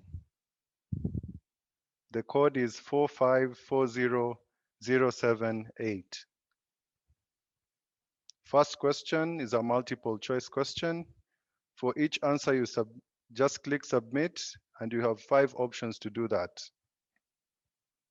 45 seconds is the time. Please give us as much response as you can.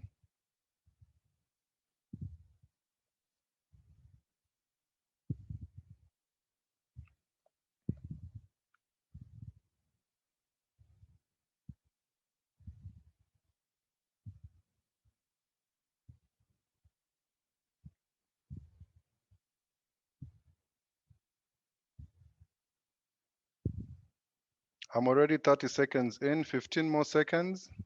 Please keep those answers coming.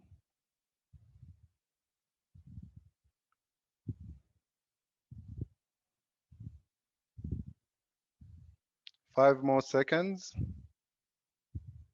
4, 3, 2, 1. So I'll be moving into the next question. The next question is equally a multiple choice question. Whatever you did on question 1, please replicate on this question. The question is, what are the current main 4IR priority areas of investment in research and innovation in Africa? You have another 45 minutes. Kindly proceed.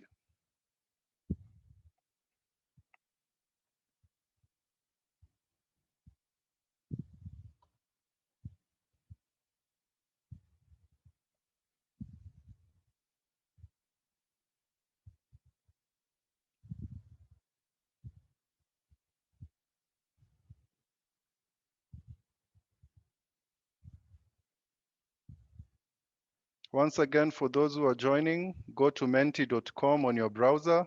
The code is 4540078 to join our interactive question session, and feel free to put as many responses.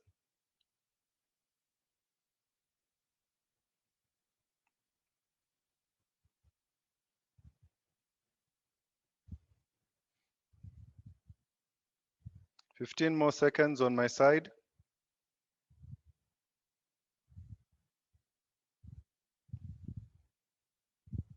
5 more seconds. 4, 3, 2, 1. Thank you so much. I'm moving on to question 3. Who are the main public and private sector investors of 4IR research and innovation in Africa? We have 30 seconds for this question. You have 5 slots. Kindly key in. We start now.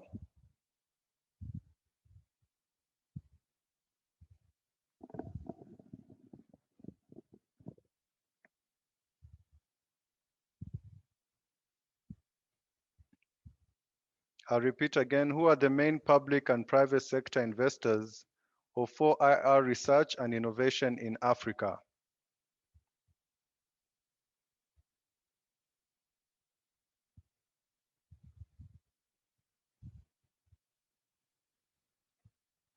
I believe most of these responses, we had them from our earlier presentations. So please capitalize on that and give us as many responses as you can.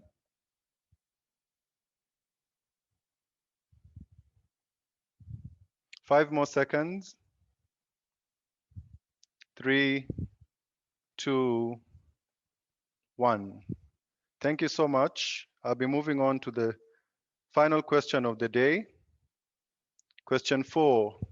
What are the 3 to 5 major policy actions that African governments must take in order to leverage increased public and private sector investment in R&I, research and investment? 1 full minute for this question. It's a multiple choice question. So whatever we did for question 1 and 2 is applicable here. We start now.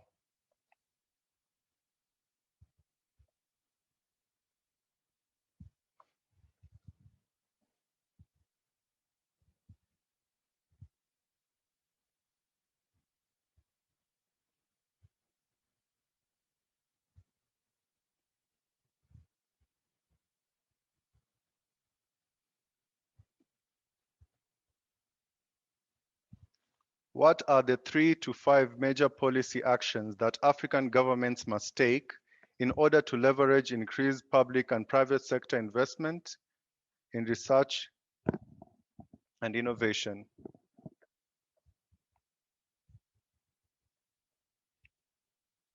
We have 20 seconds left, sorry. Keep your answers coming. 10 seconds.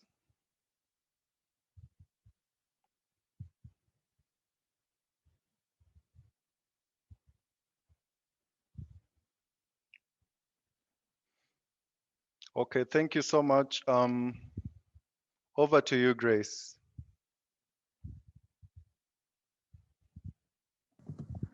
Thanks very much, Davis, for that. And participants, we appreciate your contribution to that short survey that ensures that all of us are able to contribute to this conversation. For these few minutes, about 15 or so or less, we're going to go through a question and answer session. So I will ask our speakers to get ready to respond to some of the questions, after which we are going to come back to looking at the results from the survey. So now there was a question that was for Akua about how we strengthen the public-private partnerships with regards to universities and TVET institutions.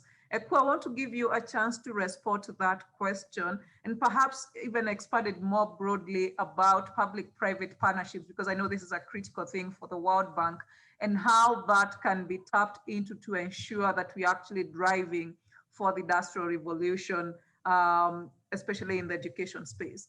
Over to you, Akua. Thank you very much, Grace.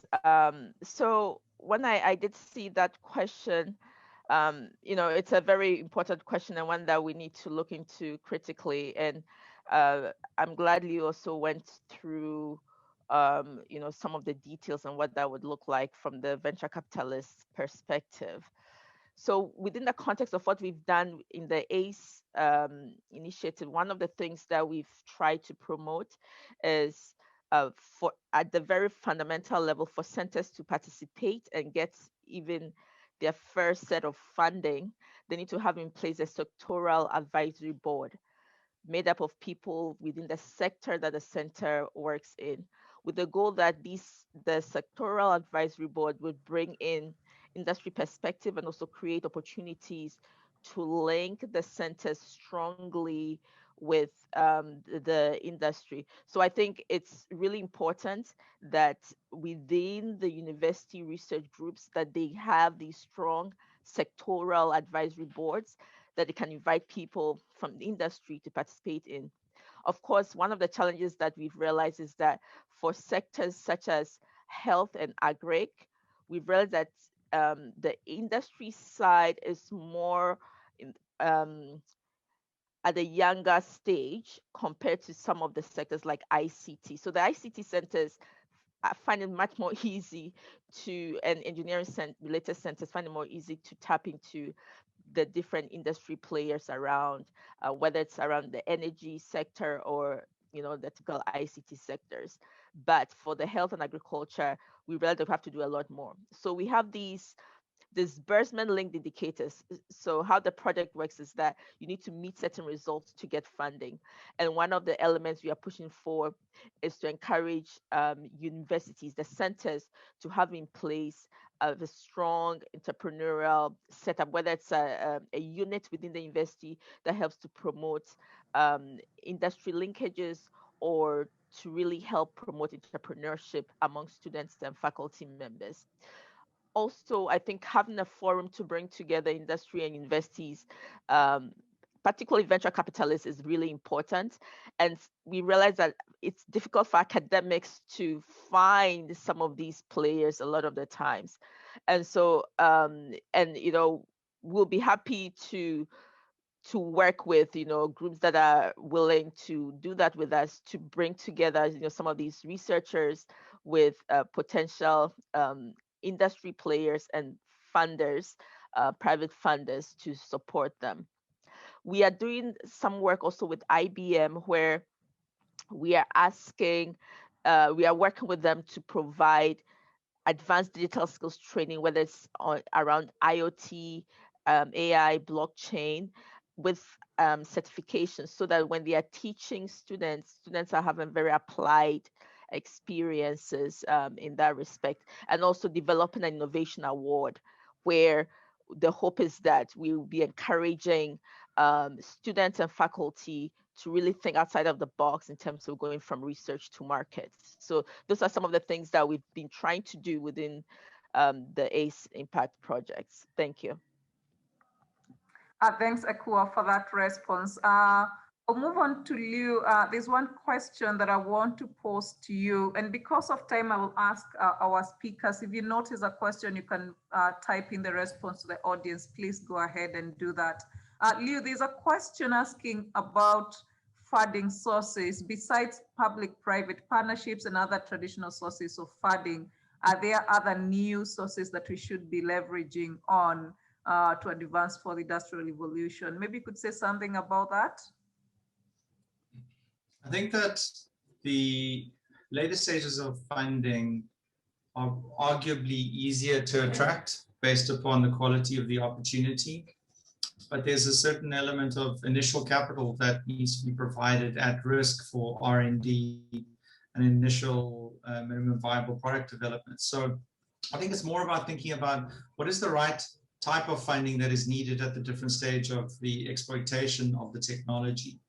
And so I would argue that don't worry too much about the later stages, focus more on the earlier stages, because VC can't write small checks. So it simply can't do those small opportunities where, for example, you might write $100,000 and go, see what you can do with this. That's just too small for a venture capitalist to write. Thanks, Liu, for that. And that ties in very well with a question we got from Robert, which I want to pose to Catherine. It was specifically posed to the World Bank, IDRC, and other funders. Can you provide catalytic funding for innovation in the form of product development or commercialization of grants and/or fellowship programs to support entrepreneurial scientists? Catherine, would you like to respond to that? That's a great question from Robert Karanja, promoting the idea of entrepreneurial scientists. But of course, let me just give two examples of how that could work, and drawing again on the IDRC experience. For example, we have a livestock vaccine innovation fund. So the whole idea is to accelerate the speed with which needed vaccines can be developed and get to market. How do you do that? The molecular scientists, might be used to sitting on the bench and playing around with the molecules for a long time. And then you think of the regulatory system and getting something to market. And then you think, oh, how does the woman farmer even want a vaccine to receive a vaccine, and what kind of dosage and things like that? So the idea is to think in a less linear way and think of that whole process simultaneously. At the same time that the researcher is in the lab working with the molecules, you have other researchers out in the field talking to the women to learn what their needs are, at the same time that you have others looking at the regulatory framework, the IP rights, and even cross-border issues. So working in a less linear fashion can support entrepreneurial scientists. And then just at ECPay in Kenya, where they work with insects, for example, you grow insects, but you don't just do it theoretically. You grow them and you involve youth in the whole process so that they can turn this they learn the technology of growing insects, and then they can be used in poultry and fish food. And the youth agripreneurs can turn this into a business. So let there be more contact between, the fundamental researchers and then the people who can actually use that research and speed up the innovation process. Thank you so much. Thanks, Catherine, for that. I have a question here, which I want to shift a little bit. It came from Albert. And Justina, if you can hear me or hear us, I would love you to respond to this. About the lack of policies for protecting intellectual property rights. And this has been a barrier traditionally to innovation. So Albert is asking whether this will apply to for the industrial revolution, but I want to shift that and hear from Aude Nepad whether there is anything that is happening with regards to policies that could actually help with this. If Justina is not with us, perhaps John, you can say something about this, Professor John Ouma Mugambe. Justina?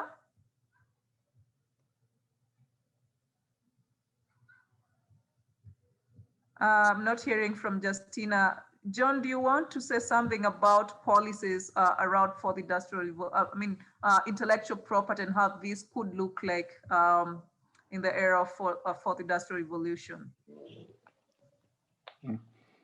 Thank you, Grace. It's a very tricky question. One, intellectual property regimes are more or less established for almost all technologies in most countries. And whether in fact there are barriers to innovation in the fourth industrial revolution or they facilitate entry into the revolution is a question that requires evidence. What we know is that countries that do not have basic scientific and technological capabilities will not be able to exploit any of the technologies, even if intellectual property rights are waived or relaxed. It's just that simple. If you don't have basic capabilities, if you cannot exploit technologies that are in the public domain, you'll not be able to exploit those technologies that are protected. And this issue is emerging now with the vaccines, with the artificial intelligence, where, as you know, the African Union, led by a number of countries, South Africa, have gone to WTO, and are largely, they're asking for relaxation of IP so that they can get into production of generics. Then you ask yourself, how many African countries, even if IPs are provided free, will be able to exploit. So for me, it's actually a research question that needs to be answered with the empirical evidence. Thanks so much, John, for that. I have a question here, which I think it's provocative, and I think, Anne, you did touch on this in your presentation, and perhaps you could highlight a few things about the characteristics of inclusive policies for fourth industrial revolution. You did allude to this, but I just want to pose it back to you, whether there's anything that is emerging from research you feel that we haven't captured when thinking about the characteristics of inclusive policies in the area of fourth industrial revolution.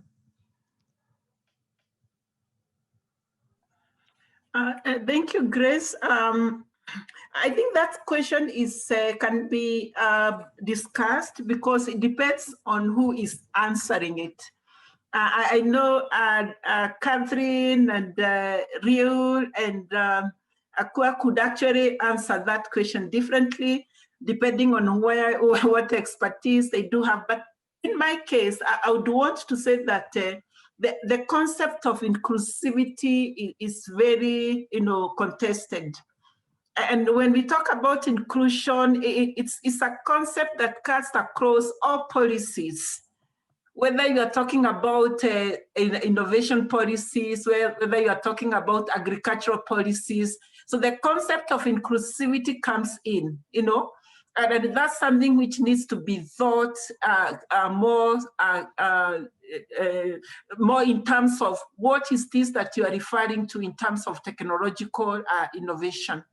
So the characteristics I would want them to see in terms of whether, in terms of whichever sector you'll be speaking to, whether it is digital, whether it is agriculture, whether it's whichever sector you are referring to, energy, the inclusivity aspects that I would probably want to look at are things that encourage, participation.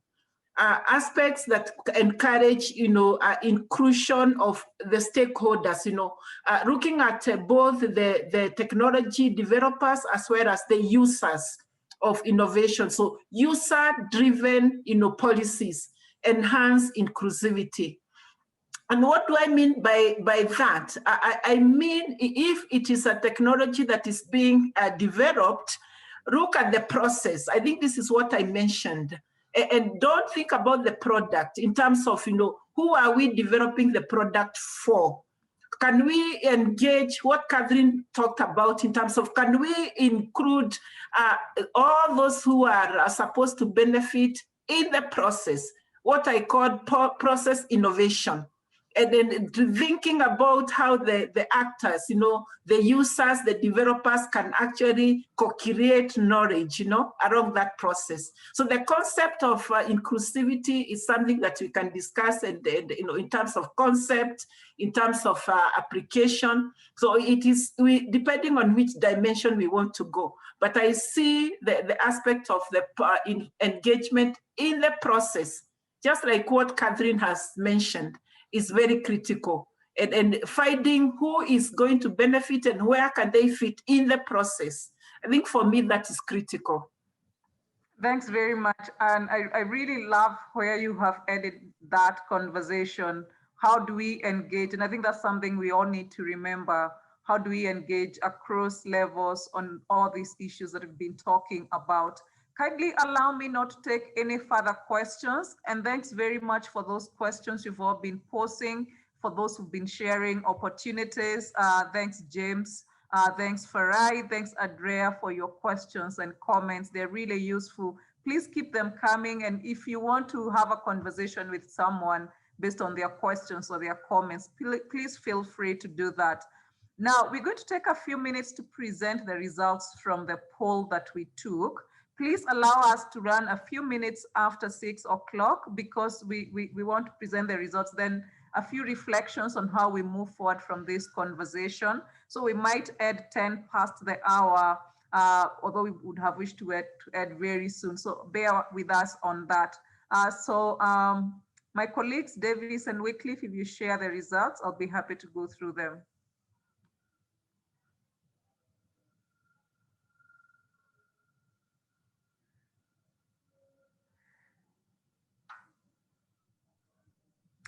Thanks, Davis, for sharing this. So we responded to 4 types of questions.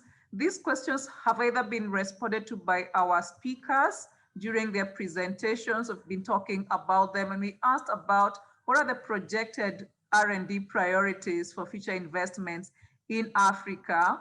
And you can see some of the issues that have been raised: digital economy, entrepreneurship, health, agriculture, genomics, quantum tech. The next one, please.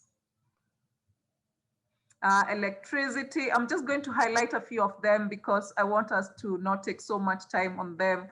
If you want to receive a copy, you may have put your email address, but you can also share them with you when we share other important information from the webinar. Next slide, please.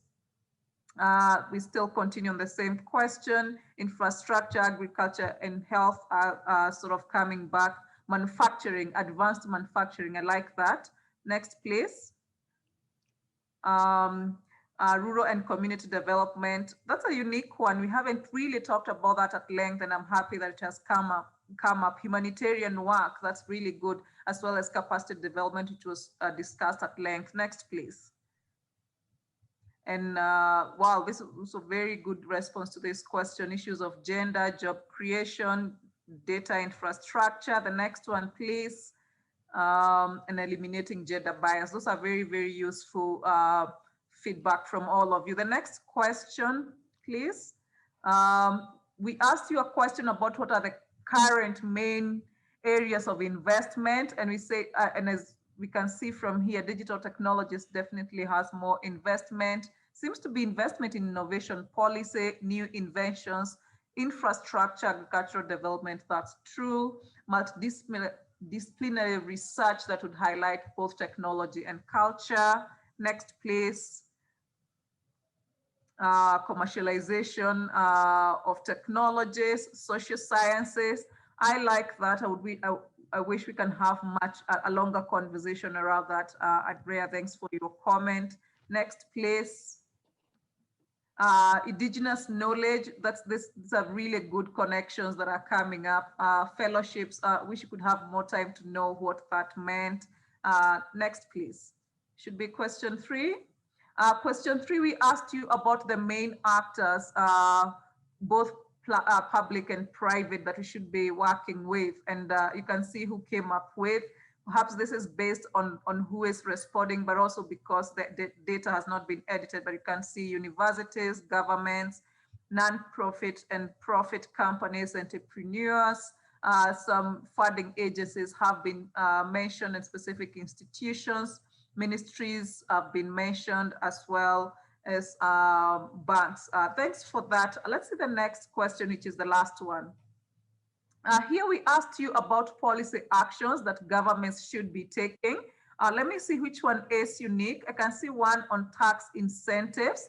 I can see one on engaging in transformative innovation policy, which is what Anne has really emphasized, and advocating to international partners, and then the investment from the governments, sort of the emphasis of investing at least a part of our GDP in research and development. They still remains key, because if we actually can achieve that, we can achieve much more with regards to research and development on the continent. Let's see what else we got for this question. FAD capabilities building, that's a good one. Provide policy clarity and direction. That's really a good challenge to pose to the government. And also increase, I think there's more about budget allocation. You can see it coming over and over again. And the aspect of intellectual property has come up again. Let's see the next one. I think we have 2 more to go. Again, financing is back, taxes, build sector-specific innovation systems. I think areas, innovation systems were emphasized by some of the speakers, and I think that's very important to keep coming back to. Yeah, and investments, financing, that's really critical. It's come up strongly in this question. The last one, please.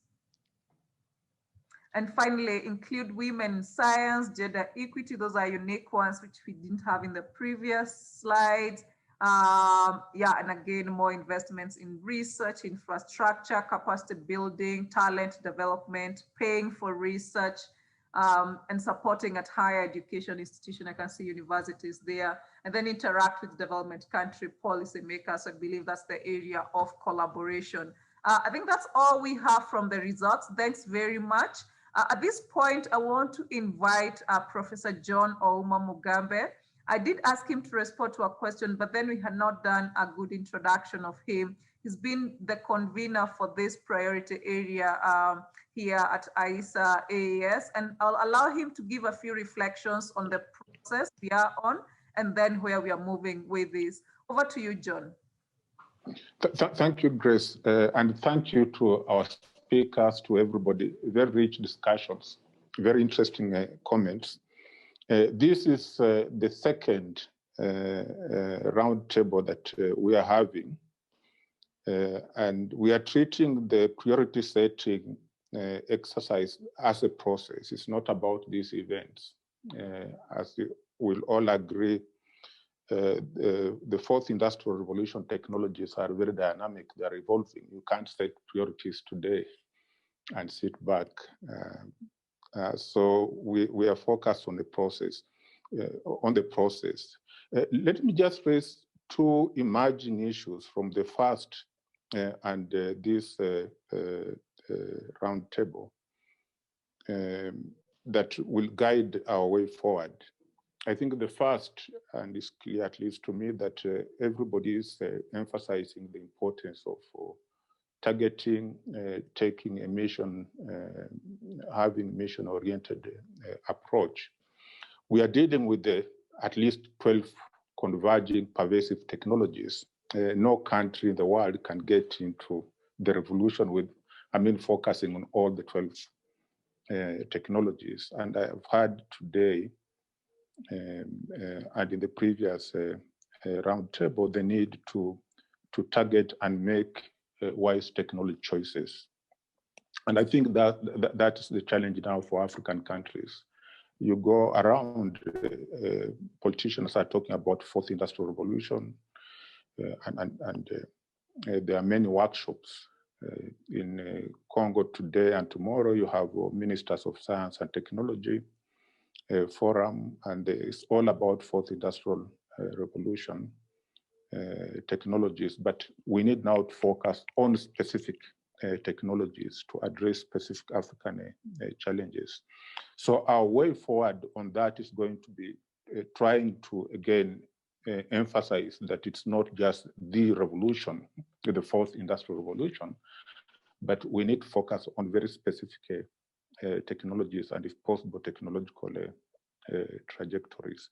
I think the second issue that is emerging is that in Africa, or at least most of Africa, policies are going to struggle to catch up with developments in the technological developments in the fourth industrial revolution, and there's need to focus on policy. I think the last the questions to the last the responses to the last question showed that clearly: policy clarity and policy focus. So our work is going to be around getting again countries to engage in policy process making, as opposed to talking about the revolution. So what we'll be doing very fast, Grace, Dr. Albert Manucci, who is the technical writer or the rapporteur for this process, will complete a review of literature and various policy documents, just to map out what is happening on the continent, what are the capabilities in different countries, and what are some of the articulated research and innovation priorities of the countries. And then we'll get that back to multi-stakeholder groups. First of all, we'll get that reviewed by experts, policymakers. And then what we will do with it is that we'll use that review to then we'll turn that review into a specific policy paper and a policy brief that will take to the African Union and NEPAD, or to the African Union through NEPAD, and start engaging at that level with the policymakers with some guidance on what they need to start focusing on to address the two challenges. One is strategic policy choices, and then appropriate policy responses. So look out in the coming days. We'll have a number of outputs from this process, a policy paper, a policy brief, and we'll continue. The Academy will continue using various platforms to engage, to raise these issues. So thank you very much. Thanks very much, John, and we appreciate your leadership on this process. We couldn't have reached where we've reached without your inputs. Now, attendees, ladies and gentlemen, we thank you very much for your participation and for allowing me to moderate today's dialogue. I will hand over to Isavani, who is going to give us the closing remarks. Over to you, Isavani. Thank you, Grace, and thank you to the speakers. It was really, really very great inputs from across the speakers. I think what Prof. Mugabe was talking about, the revolution, I think that's key. And what we have to realize that in a revolution, there's a transformative, but also just disruptive change. And I think in Africa, we are uniquely placed because we're used to revolution. I mean, from colonial government to independence, there's been a range of revolutionary movements, but this is another type of revolutionary movements. This requires working together with government. Government is a key stakeholder in this revolution, as we've heard from the various speakers. And I think we've moved from the question of can 4IR to how 4IR. So it is the question is how can we use the transformation potential of 4IR to achieve sustainable development globally, but importantly in Africa, the development of Africa, because we are trailing behind. And I think this also brings us to another point, is that because of this, there is a potential to leapfrog in some areas, because we are also on a development pathway, but then we're also on this transformational, revolutionary pathway using 4IR. Africa, again, I mean, similar to what we did with information technology, with the uptake of mobile, with 4IR, how can, and I think that comes to the policy regulatory environment that is conducive for investment, but also the investment in the training of individuals, support for these small entrepreneurial companies that are willing to invest and do the hard work of leapfrogging. And I think the speakers all spoke to that. And this idea of catalytic funding, I want to just mention that through our Grand Challenges Africa program, that's a kind of catalytic funding we're seeking to invest, to take research and innovation to address these kinds of these challenges, including in 4IR. We had a call last the year before last in 2019 on data sciences, and we will continue to be investing. Just yesterday, we launched another national Grand Challenges program, Grand Challenges Botswana. We are seeing more countries in Africa realizing that investment in research and innovation is essential.